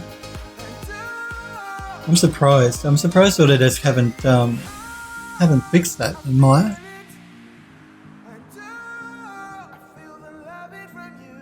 Morag says to Android Lost, I just started using all the software for some specific tools. Bridge plugins and probably one of the best things you can do if you like using multiple software. They are, yes, I love Bridge as well. That's what this is, this plugin up here for Ryzen, that's a Bridge plugin. It's called Ryzen Bridge. But I use a few. There's one here for Substance Painter. No, that's Poly Damage, that's Poly Painter, this is a remesher. So, and this remesher is actually the same, it's created by the same guys that made the Z remesher and ZBrush. But again, the upcoming roadmap for 3D Studio Max, Autodesk are going to include a remesher in the new version of Max, and that'll be really cool. But I use this plugin at the moment. So anything to avoid going into ZBrush, because you guys know how much I dislike the interface in ZBrush. And actually ZBrush does have a bridge as well. Do I have it installed? Don't know that I've got it installed, but there is a bridge for ZBrush. I'm pretty sure there's a bridge from Maya to ZBrush too.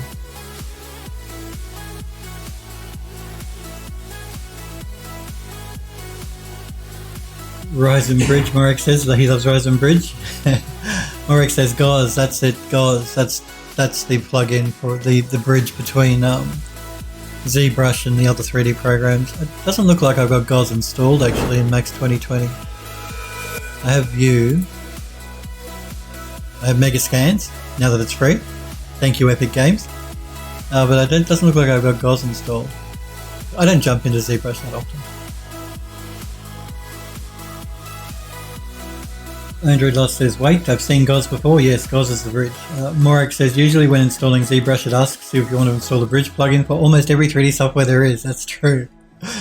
Android Lost says, I believe it's pre-installed. Android Lost says, that means I'm just an idiot, never used it.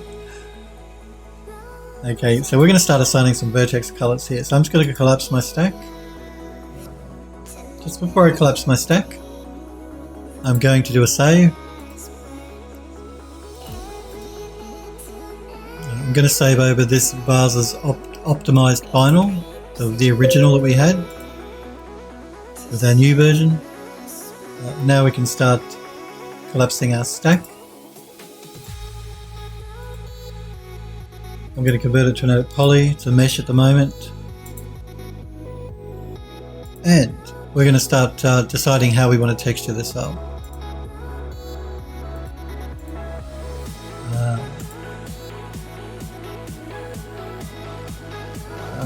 Okay, I'm just going to go back here. I'm just hitting the undo key.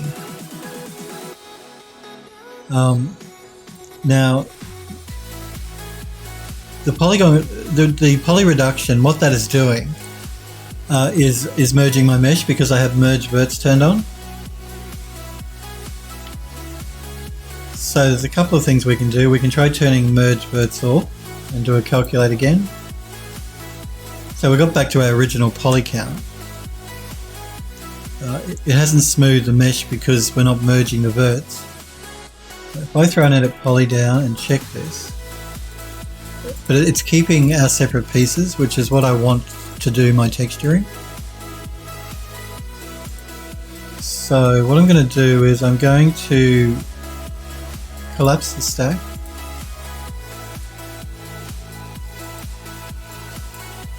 Do an auto smooth, clear my selection, do an auto smooth.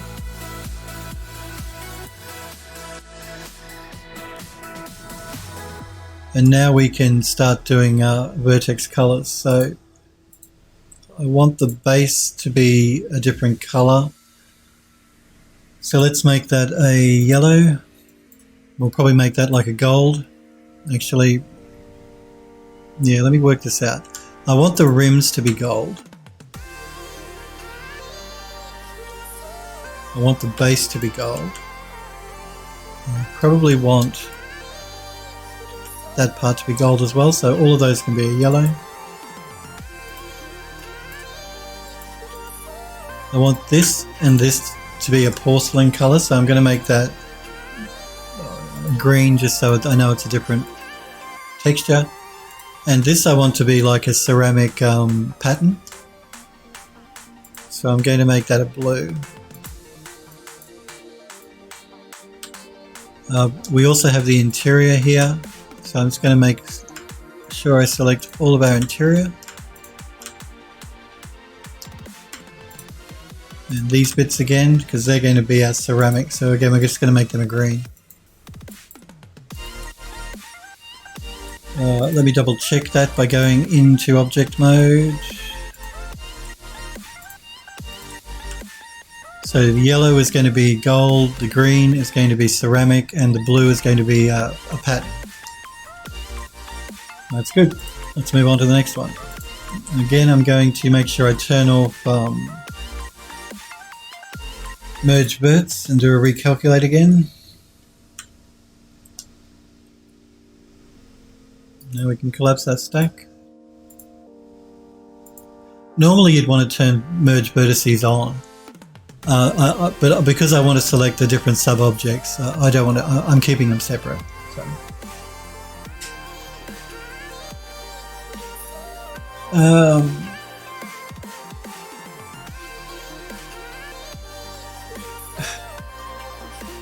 Morik says we all learn from our mistakes, also saying that I curse on all employers that tend to forbid and scare employees from making mistakes. It's one true way of learning. Andrew Dust says no one's perfect. Good evening everyone. Is it Uko? How do I pronounce your username? The I3UCCO. How do I pronounce that? It's B. Oh, okay. Oh, Ibuko. Ibuko. Thank you. Ibuko, thank you. It's good to see you. Hi, Ibuko. How are you? You threw me here, making my brain hurt. It's good to see you, Ibuko. Good evening to you as well. Morik says, well, you got to go to bed. No problem. Thanks for being here, Morak. Hopefully I'll maybe see you tomorrow. You have a good night's sleep. It was good to see you, Morak. Andrew Dust says, see you. Sniper says, good night, Morak. Abuko says it's a B. Buko. I'm fine, and you? I'm good, thank you for asking, Abuko. The guys, they'll tell you just how terrible I am with usernames. I am terrible with your usernames, not just yours, everybody's. Abuko says, and hey to Android Lust and Sniper Echo. So this is the same. We're going to make the base gold. We're going to make the rim gold. I'm also going to make these two rims gold. And this one gold. And this one gold. Because you can never have too much gold. So let's make these yellow. More gold. Gold, gold, and more gold. This one I'm going to make ceramic. So we'll make this one a blue. And that just leaves these bits.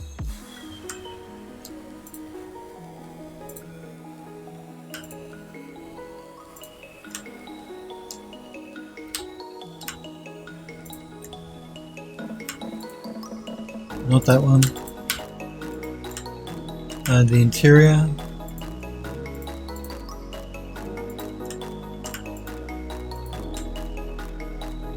Oh, I hit the wrong button as I was doing my selection. Stupid Philip.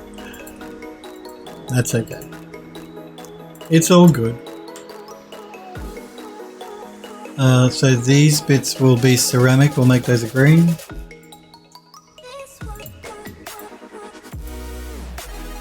I'm just going to turn on Object Vertex Colors so I can see if I've got them all selected. And that looks fine. No, that'll be alright. Let's move on to the last one.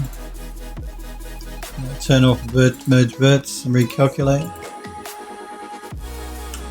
Collapse our stack.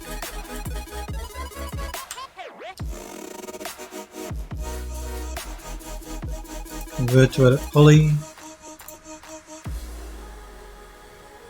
Morik says, was nice chatting a bit as well. Didn't do any 3D today, but tomorrow is another day that hasn't been touched. True, Morik. Good night to you, Morik. And again, thanks for being here and popping in and saying hello and chat, because I love talking to you guys. So the base, we're going to make gold.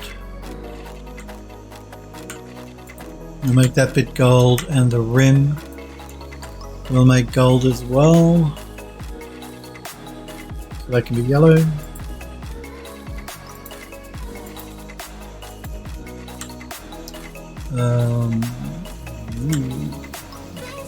This bit can be a pattern, so we'll make this one a blue. Blue, there we go. And that will just leave, actually, I might just change that around in a minute, but just let me get the rest of it done. So no, not the base. So that can be a green because that'll be ceramic.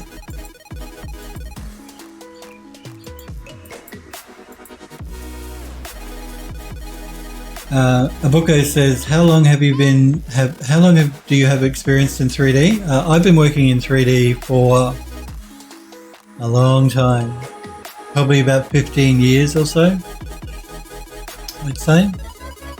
Because I started working in games and then I went to film and now I work in ArchViz and games, so about 15 years at least. Quite a while. But I couldn't imagine doing anything else because I love it. Let's turn on colors so I can check my colors here and see if I want to make any changes. Okay, so I didn't choose a color for this piece here. What I'm going to do is I'm going to make that we'll make that gold as well. So that bit, and that bit can all be the yellow.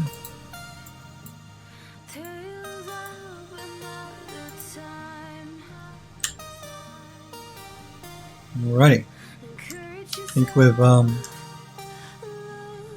assigned Vertex Colors for everything we need. We can start sending it over to Substance Painter. Abuko says, wow. Android Love says to Abuko, do you do 3D as well? Yes, do you? Do you do 3D, Abuko? I want all you guys and girls to do 3D. It's fun.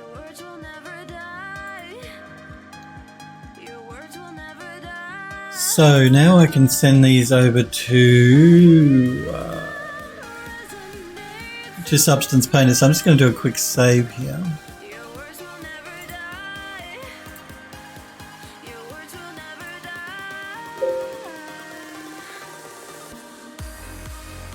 Just while I'm trying to work out if I'm going to overwrite that file or if I should play it safe and not do that. I might do that. I'm just going to call this final R2 for revision 2, just in case I need to go back. Let's export vase 1.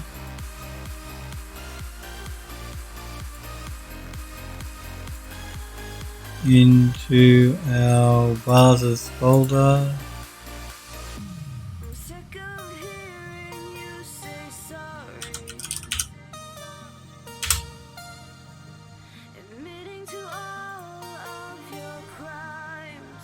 Abuko says, I just started doing 3D in my last year of college and currently trying to get accepted into a 3D academy.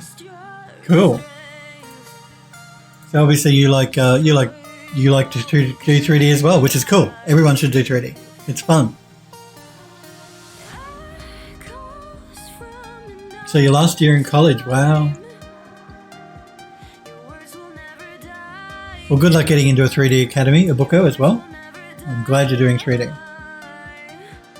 Because it's a fun thing to do. Even if you don't want to do it for a job, just as a hobby, it's a fun thing to do.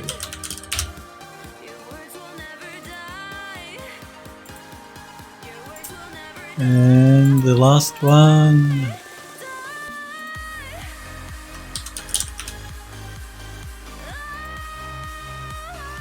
Okay. Again, we'll just do a save. Now we can jump into Substance Painter, create a new project, find our vases. We'll set it to 2K. We're going to compute tangent space because we're going to be bringing this vase into the Unreal Engine when we set up our bedroom. I'm going to bake out the texture maps. Use the low poly as the high poly.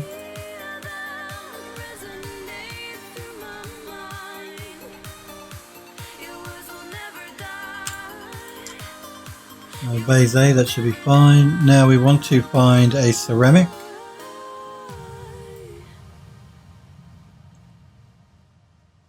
Or something that will be cool for the base. Ceramic porcelain. Abuko says collage, you can call it. It's called gymnasium in Germany. 12th school year. Oh, okay. Sorry, I missed collage. Oh, okay, I thought you said college. Collage, and it's like year 12. Okay. We call that high school here. I'm sure you'll get accepted into a 3D academy, a 3D school after you finish your year 12. No, you finished your year 12, I'm assuming.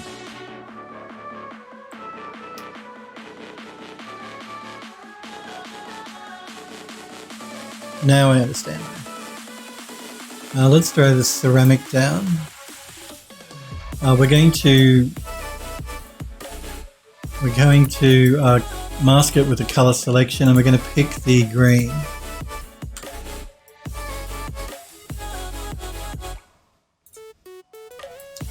Let's just delete this underlying layer because it's just a blank layer.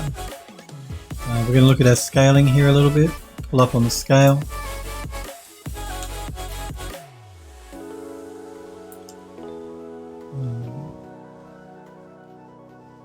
Android Lost says, I read college as well. I'm blind, you were both blind, Android Lost. Hope you get into the 3D Academy. I do too. Abuko says, I'm just dumb at writing English. That's fine. There's quite a few of my viewers who are not English speakers. I mean, they do a very good job. I'm always really, really impressed with you guys and girls from other countries where English is not your first language. Just how good you are at being understood and typing English and speaking English as well. It blows my mind that a lot of you people like I said, where English is not your first language, how good you are at writing English. I think you guys are amazing. So never worry about that. I can always get the gist. I mean, I speak English as my first language, and half the time I'm worse than you guys at typing crap out. So. Morag says, are you still here, Morag? I thought you were going to have a nap. Morag says, I'm always super tired when I catch your stream and find myself typing gibberish. It's because it's really late for you guys in Europe when I stream. I stream for my US viewers, and it's like, you know, early evening for US people, but it's like early hours of the morning if you're in Europe. So I do appreciate you European viewers watching me, because I know it's really late. Morag says, also gave you a work in progress shot of the shuttle. Cool. I'm just checking out the disc. Oh, nice. Okay, and again, I will show off the images and the ArtStation just before I close the stream off for the day. So in about 10 minutes or so. I see Wax King posted something as well in the gallery section.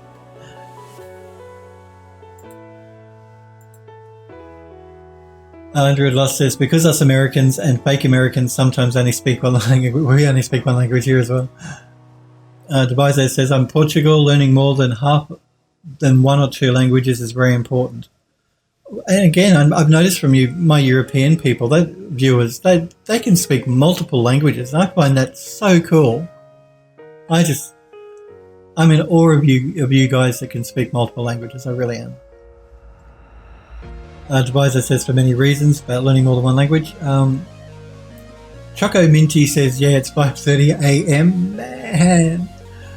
Oh, I do appreciate you guys watching me when it's so late for you. Makes me love yous even more, if that's possible. But no, I really do appreciate it, because that's so late. I'd be tucked up in bed at 5:30 in the morning. I mean, yeah, it's not unusual for me to work till 2 or 3 in the morning, but by 5:30 in the morning, I'm well and truly asleep. Devizo says, first one is tourism. Morak says, I should learn a 3D language, should learn a third language at some point, but time. Yeah, I know, I should as well.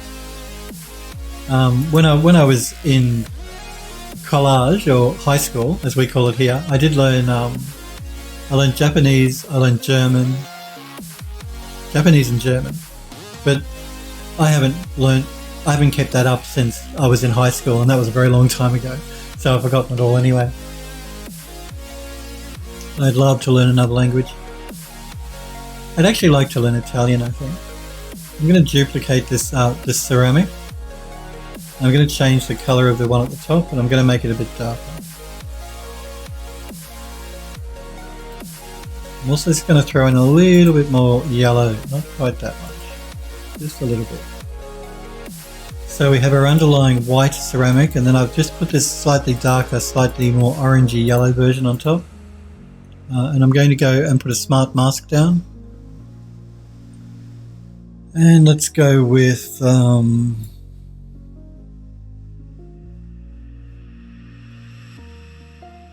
let's try the surface worn one. We'll just pull in a little bit here so we can get a closer look at what's going on. And let's just play with our mask a little bit. Okay, now what I'm going to do here is, because it's applying it to the entire model, I'm going to group these layers together. I'm going to call this ceramic. And I'm going to mask this with a color selection and pick that green ceramic color again. So that way it's just affecting where we want it to affect. Now we can play with our mask a little bit. Just deciding which way I want to go here. I might go with this one. Devizo says, I learned Spanish, French, English, of course, and German. Wow. Abuko says, I can speak German and English. I'm so jealous of you guys. Learned French for 1 year and Spanish for 3 years. Not so good, if I may say. You guys, you're depressing me. You know so many languages. I've always been really, really impressed with people, particularly people from Europe, that speak so many different languages. That's just so cool. So cool. You should all be very proud of yourselves, because I'm awestruck. I think it's great. Morek says, I learned German at some point, but don't remember anything. Abuko says, well, you do know German. Devizo, tell me something. Android Lust says, I took 3 years of Japanese and could speak and write it kind of well. Then I forgot it because of years of not speaking it to anyone. Yeah, that's how I was as well after school. I forgot it all.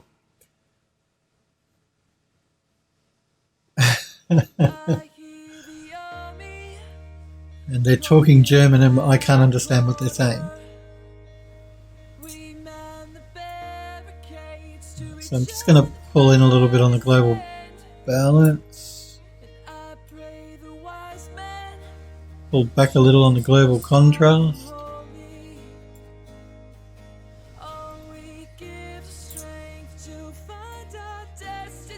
And pull back a little on the ambient occlusion. Maybe a little bit on the curvature.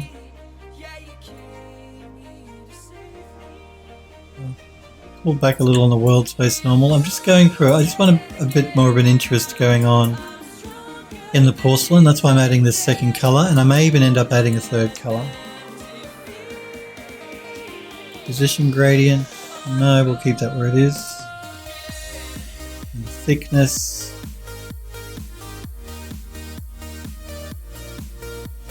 No, we'll keep the thickness turned down.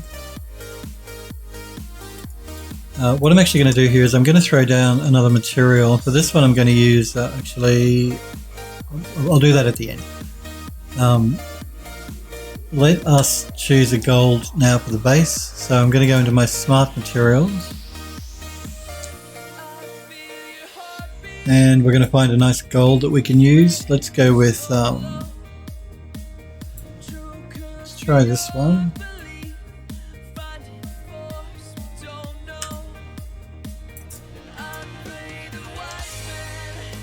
Again, I'm going to mask with color selection to the yellow.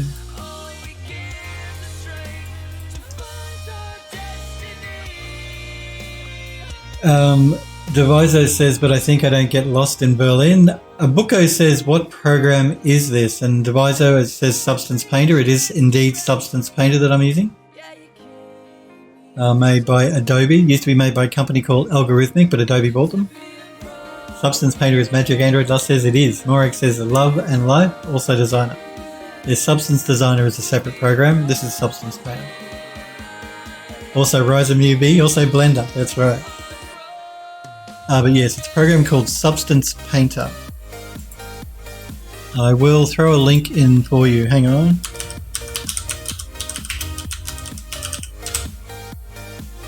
Substance Painter, this is it here.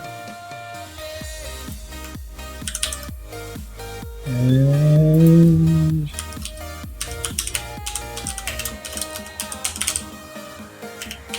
that's the link I've just popped into chat. It's a good program. I do recommend it. You have to pay for it, unfortunately. But remember, there's now, because Epic Games bought a company called Quixel, they have a program called Mixer, which is very similar to Substance Painter that I'm using, and it's completely free. It's not quite as good as Substance Painter yet. I will switch to using it in the new year when they bring out the update so that it behaves a bit more like Substance Painter, so that there are more options. But Quixel's completely free. Mixer, Quixel Mixer it's called. And that's thanks to Epic Games buying it and giving it away for free. Providing you're using UE4, of course. They only let you use the Substance data, the Quixel Megascans library if you use it in UE4.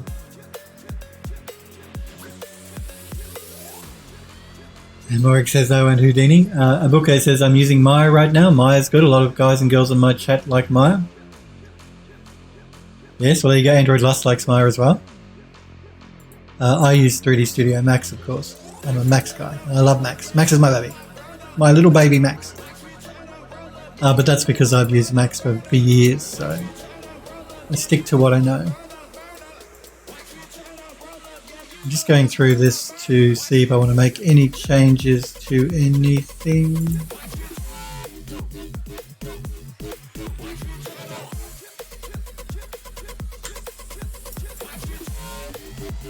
Probably not. But now we need to work on this center section, so let us find a material for there. Let's see, what do we got? What do we have?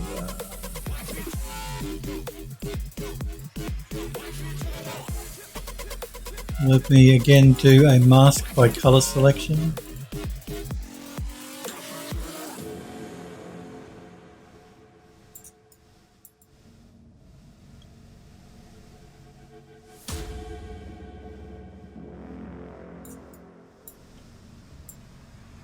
Don't know if I really like that tile.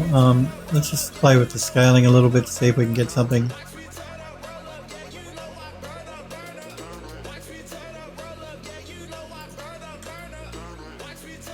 A bit more interesting. Do we use this tile in the bathroom in the game? I can't remember. We can play with the rotation as well if we wanted to. But I don't know if I really like that tile, so I'm just going to see if there's anything else here that might be better.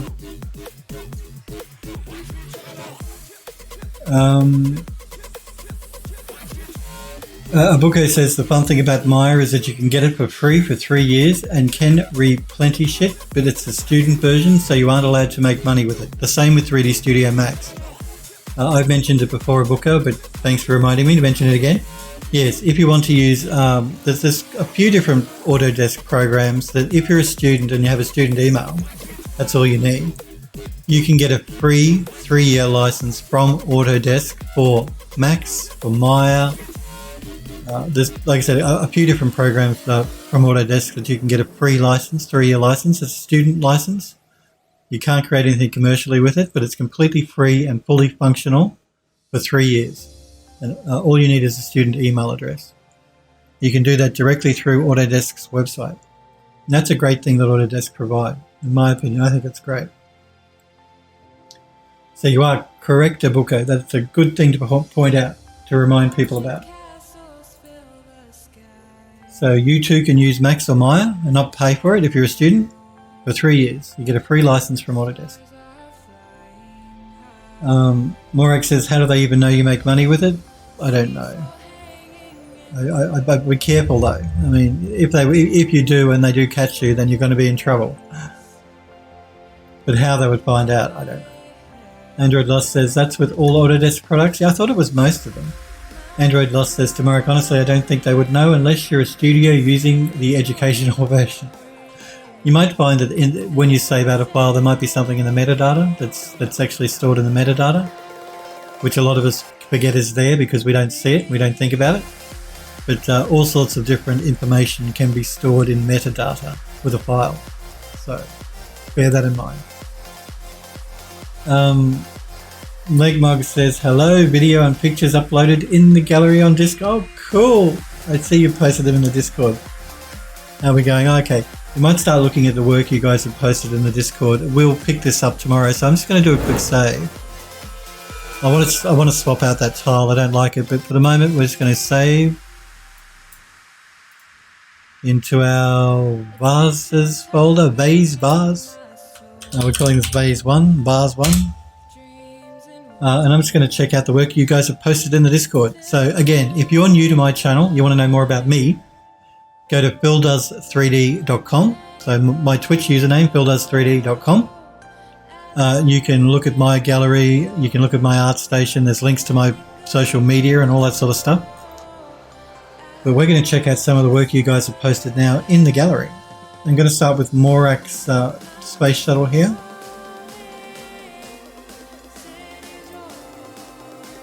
This is the edge loops you were talking about. I think you were saying you wanted to know how to handle the situation. And like Smurfberry suggested, more edge loops will help with that. This is a space shuttle that Morak is working on. This is the one that he's just posted, so we'll check that out. The version. Very nice. Morag, in the gallery, you'll see earlier in the gallery, Morag posted renders that he's doing. He did like this satellite, and I think this is going to be part of that scene, if I'm not incorrect, Morag. But no, it's looking very, very nice. It's got the tiles going on here on the side of the shuttle.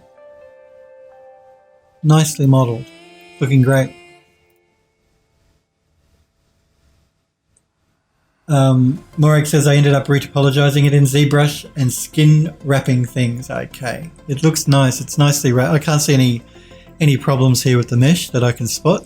Everything is looking very nice. Nice and smooth. It's nice work. I can't wait to see it when you start rendering it out. It's going to look so cool. Morag says still a long way to go. Legmog says that'll be $400 there. What are we talking about? Let me catch up with the chat here. Morag says can't get my money if I don't have money. Abuko says the rookies ring a bell to you. No. Morag says my health is my true treasure and you can't take it away, so suck it all to death. I don't know what you mean, Abuko, about the rookies. No, I don't know. What is the rookies, Abuko? Legmog says his 3D printer was £300. Android Lost says I only speak American. Legmog says that'll be $400 then. And Morag says, yeah, ZBrush really helped me get the shape right. I've used the ZBrush's retopology tools and they are very good. I'm using the plugin now in Max, but it's made by the same people that wrote the Z remesher in ZBrush anyway, so. Just means I don't have to go into that horrible ZBrush program interface anymore. I'm just going to have a look at this bit of work here from Wax Kink. That's very cool. Actually, I just want to scale up here a little bit so we can get a better look at Morak's Space Shuttle. Yep, it looks very cool. This is Wax Kink's, what does he say it is? It zoned out to some music and made a weird thing. So this is Wax Kink just zoning out to music and playing around. I love it. I love it. Looks really good.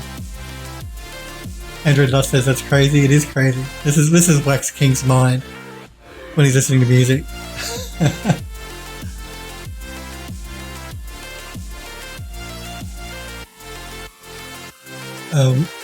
Android Lost says €300 sounds better for my wallet than $400.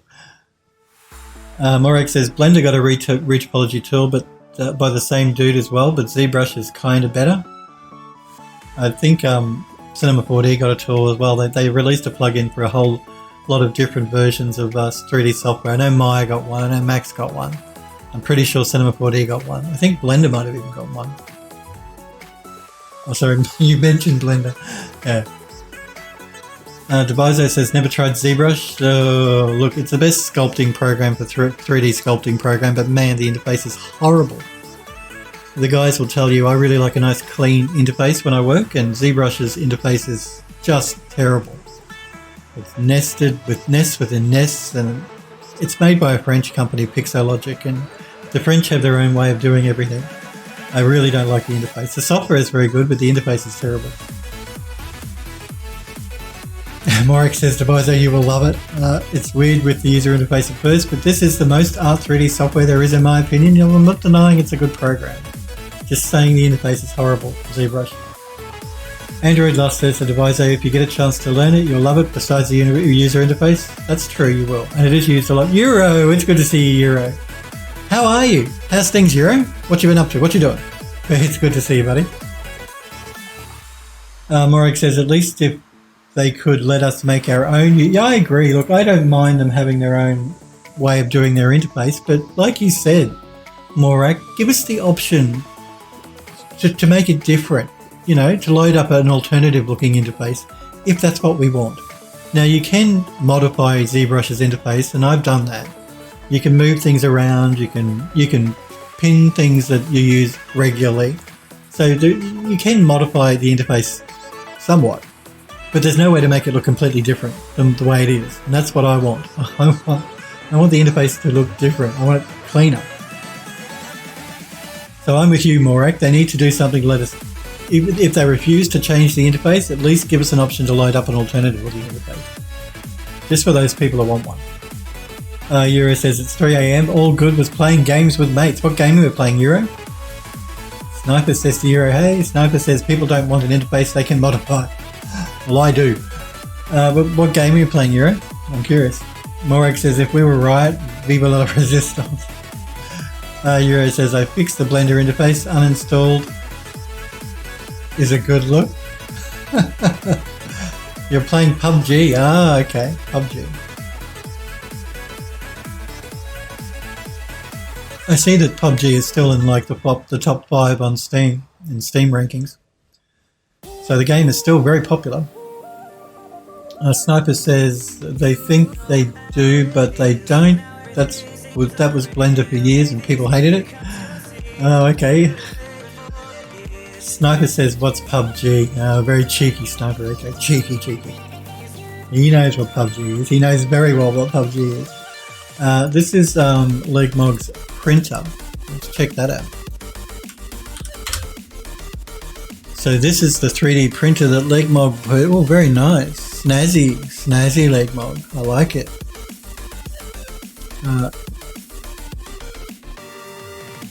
Okay, check out the MP4 that he's posted.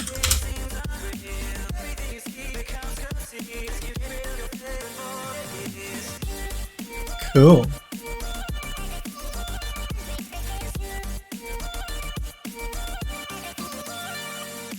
It's very quiet too, actually. I would have expected it to be a bit noisier than that. I'm surprised how quiet it is. That's so cool. Euro says Brendan's playing. Sniper says not according to my stream. Steam, not according to my Steam. This was the other day, last week or a few days ago when I looked at the Steam rankings. It was in the top 5. Abuko says, how should I tell you? I would say that the Rookies is a network where you can post your 3D art and it awards schools that teach 3D animation and visual effects. The academy I attend to is placed top 3 in animation in the world. I hope they accept me. We'll keep our fingers crossed for you. So the Rookies is a network where you post your 3D art and it awards schools that teach 3D animation and visual effects. Oh, okay, cool. Sniper Echo says not well anyway. Android Lust says you're right, Sniper Echo. ZBrush user interface was changed. I hate it, but get over it. Euro says neat Legmog. You should Arduino it and use the turnable for 3D scans. It does look dope, doesn't it, Morak? Sniper says to Android Lust, it will change, I think, in the next few years. Problem is not enough people are reporting it to them. Legmog says, hi to Euro, never heard of Arduino. But I'm definitely keen to photogrammetry my friends' faces and make 3D prints. Make a little superhero. Make the full doll, not just their face. Do the whole body, the whole person.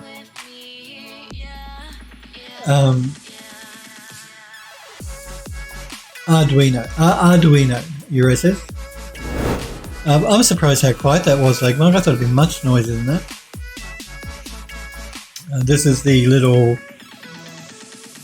bright spark character that Legmog had printed out, or was printing out. I see. So you have the arms lying flat with these little bits here that you're going to use to poke into his body. Oh, and here he is. He's so cute. Oh, okay. Nice. So this is like scaffolding, I'm assuming, that you've got set up here? Or is this part of the arm? No, there's the arm there. I know it's rotated for me, but yeah, I'm just trying to work out how you're doing the 3D print. And I'm assuming that's like a scaffolding, perhaps?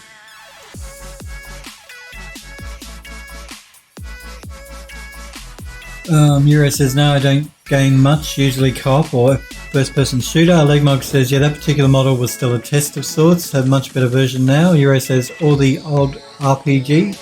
Legmog says, yeah, it builds what's called underhang. Okay.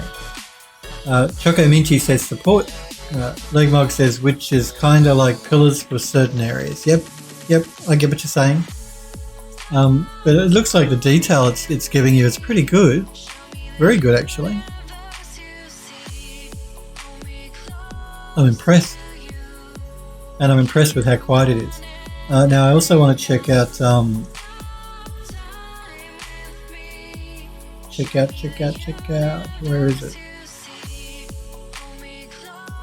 I also want to check out Devizo's art station. So we're going to do that real quick now. I will throw you a link on ArtStation as well, because I'm on ArtStation, Devizo, so I'll do that after the stream.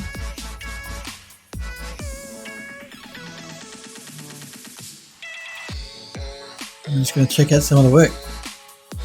Nice. So this is a Minotaur Maze dungeon environment scene. Reminds me a lot of Quake.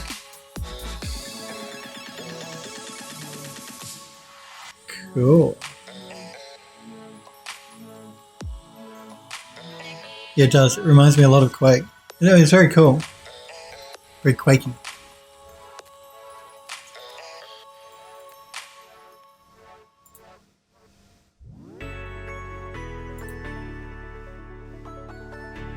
Thank you for the follow to Abuko. I do appreciate it, guys. So thank you for following the channel, Abuko. I do remember, guys and girls, if you are new to my channel and you like the stream, to follow my Twitch so you'll get a reminder when I go live, or you can follow me on Twitter at PhilDoes3D to get a reminder that way, because I always post to my Twitter account when I go live.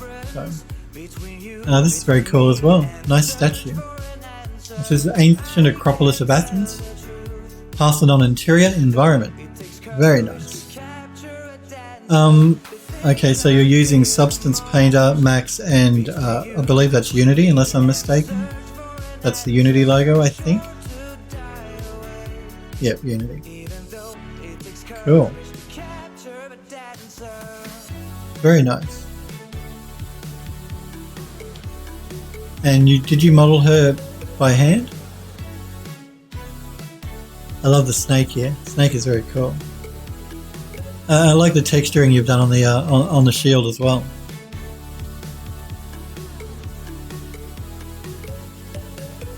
That's looking very cool. Let's go through these really quick. Let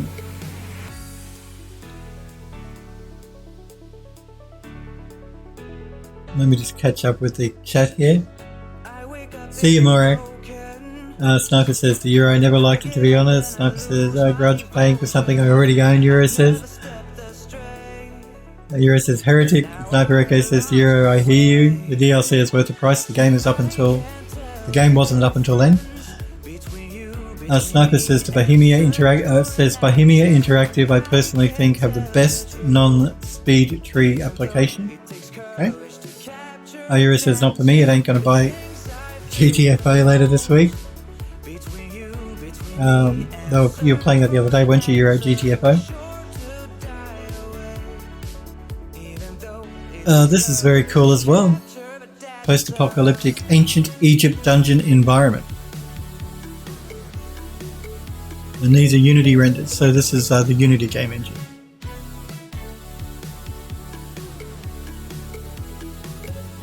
Nice.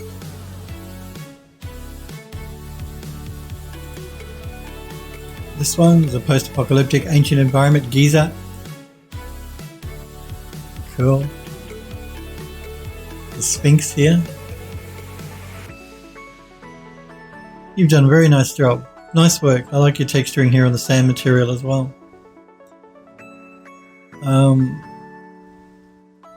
Yes, no, very, very nice work indeed. You've obviously put a lot of work into your pieces as well. And that's very cool.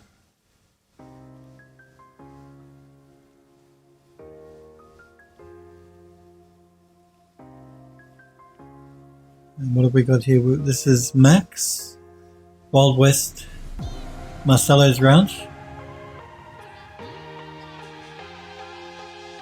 Very cool.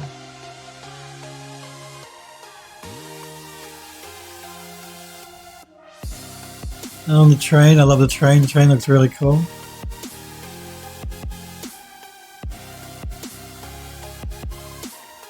Very nicely done.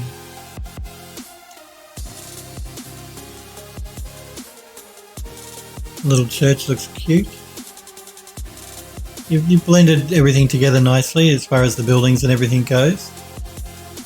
I can see you're using your what's the word I'm looking for? You're using you're repeating your textures, your texture maps, which is fine. You've just got to be careful sometimes, like with this post here, that you don't. When you start repeating your texture, you can really start to see a pattern develop. And that's what's going on here. But it's very nice work. It looks great. And we've got a custom Funko Pop figure. You just load the 3D model.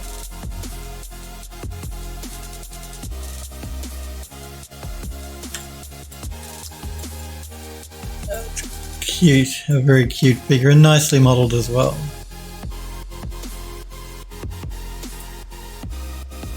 Neat branch, as Euro says it is. Sniper says to Euro, got the impression it was. Devizo says it was my first work. Euro says to Sniper, I'll take that like all the other things. Devizo says I haven't used Unwrap there, okay. Another character. Papercraft cartoon 3D character. You know, this reminds me, I worked on a Looney Tunes game when I was working in games development. One of the games I worked on was for Warner Brothers. It was one of the Looney Tunes games, and this reminds me very much of the game I worked on, because the level I worked on was the Wild West version, the Wild West level, with Yosemite Sam and Bugs Bunny, and this reminds me a lot of that game level I worked on. I'm just the style, the art style I mean, and he looks really cool as well.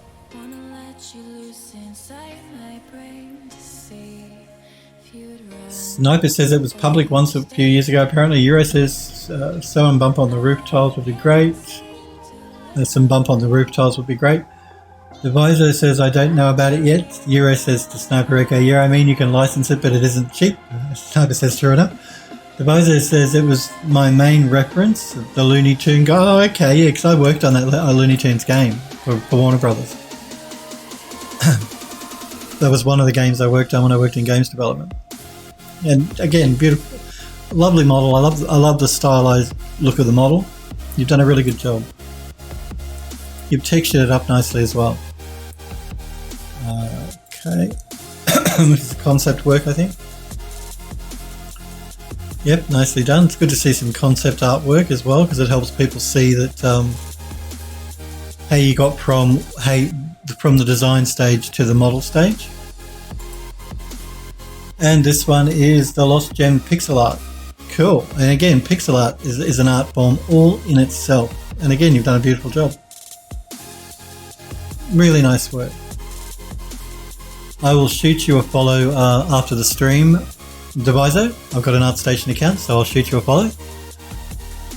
But guys and girls, I think we may call it a day.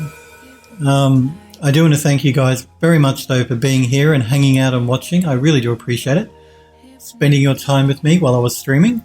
I will be back on again, of course, tomorrow at 5 p.m. Pacific time in the United States. We'll pick up where we left off and continue texturing up those vases, and then we'll start working on the pedestal.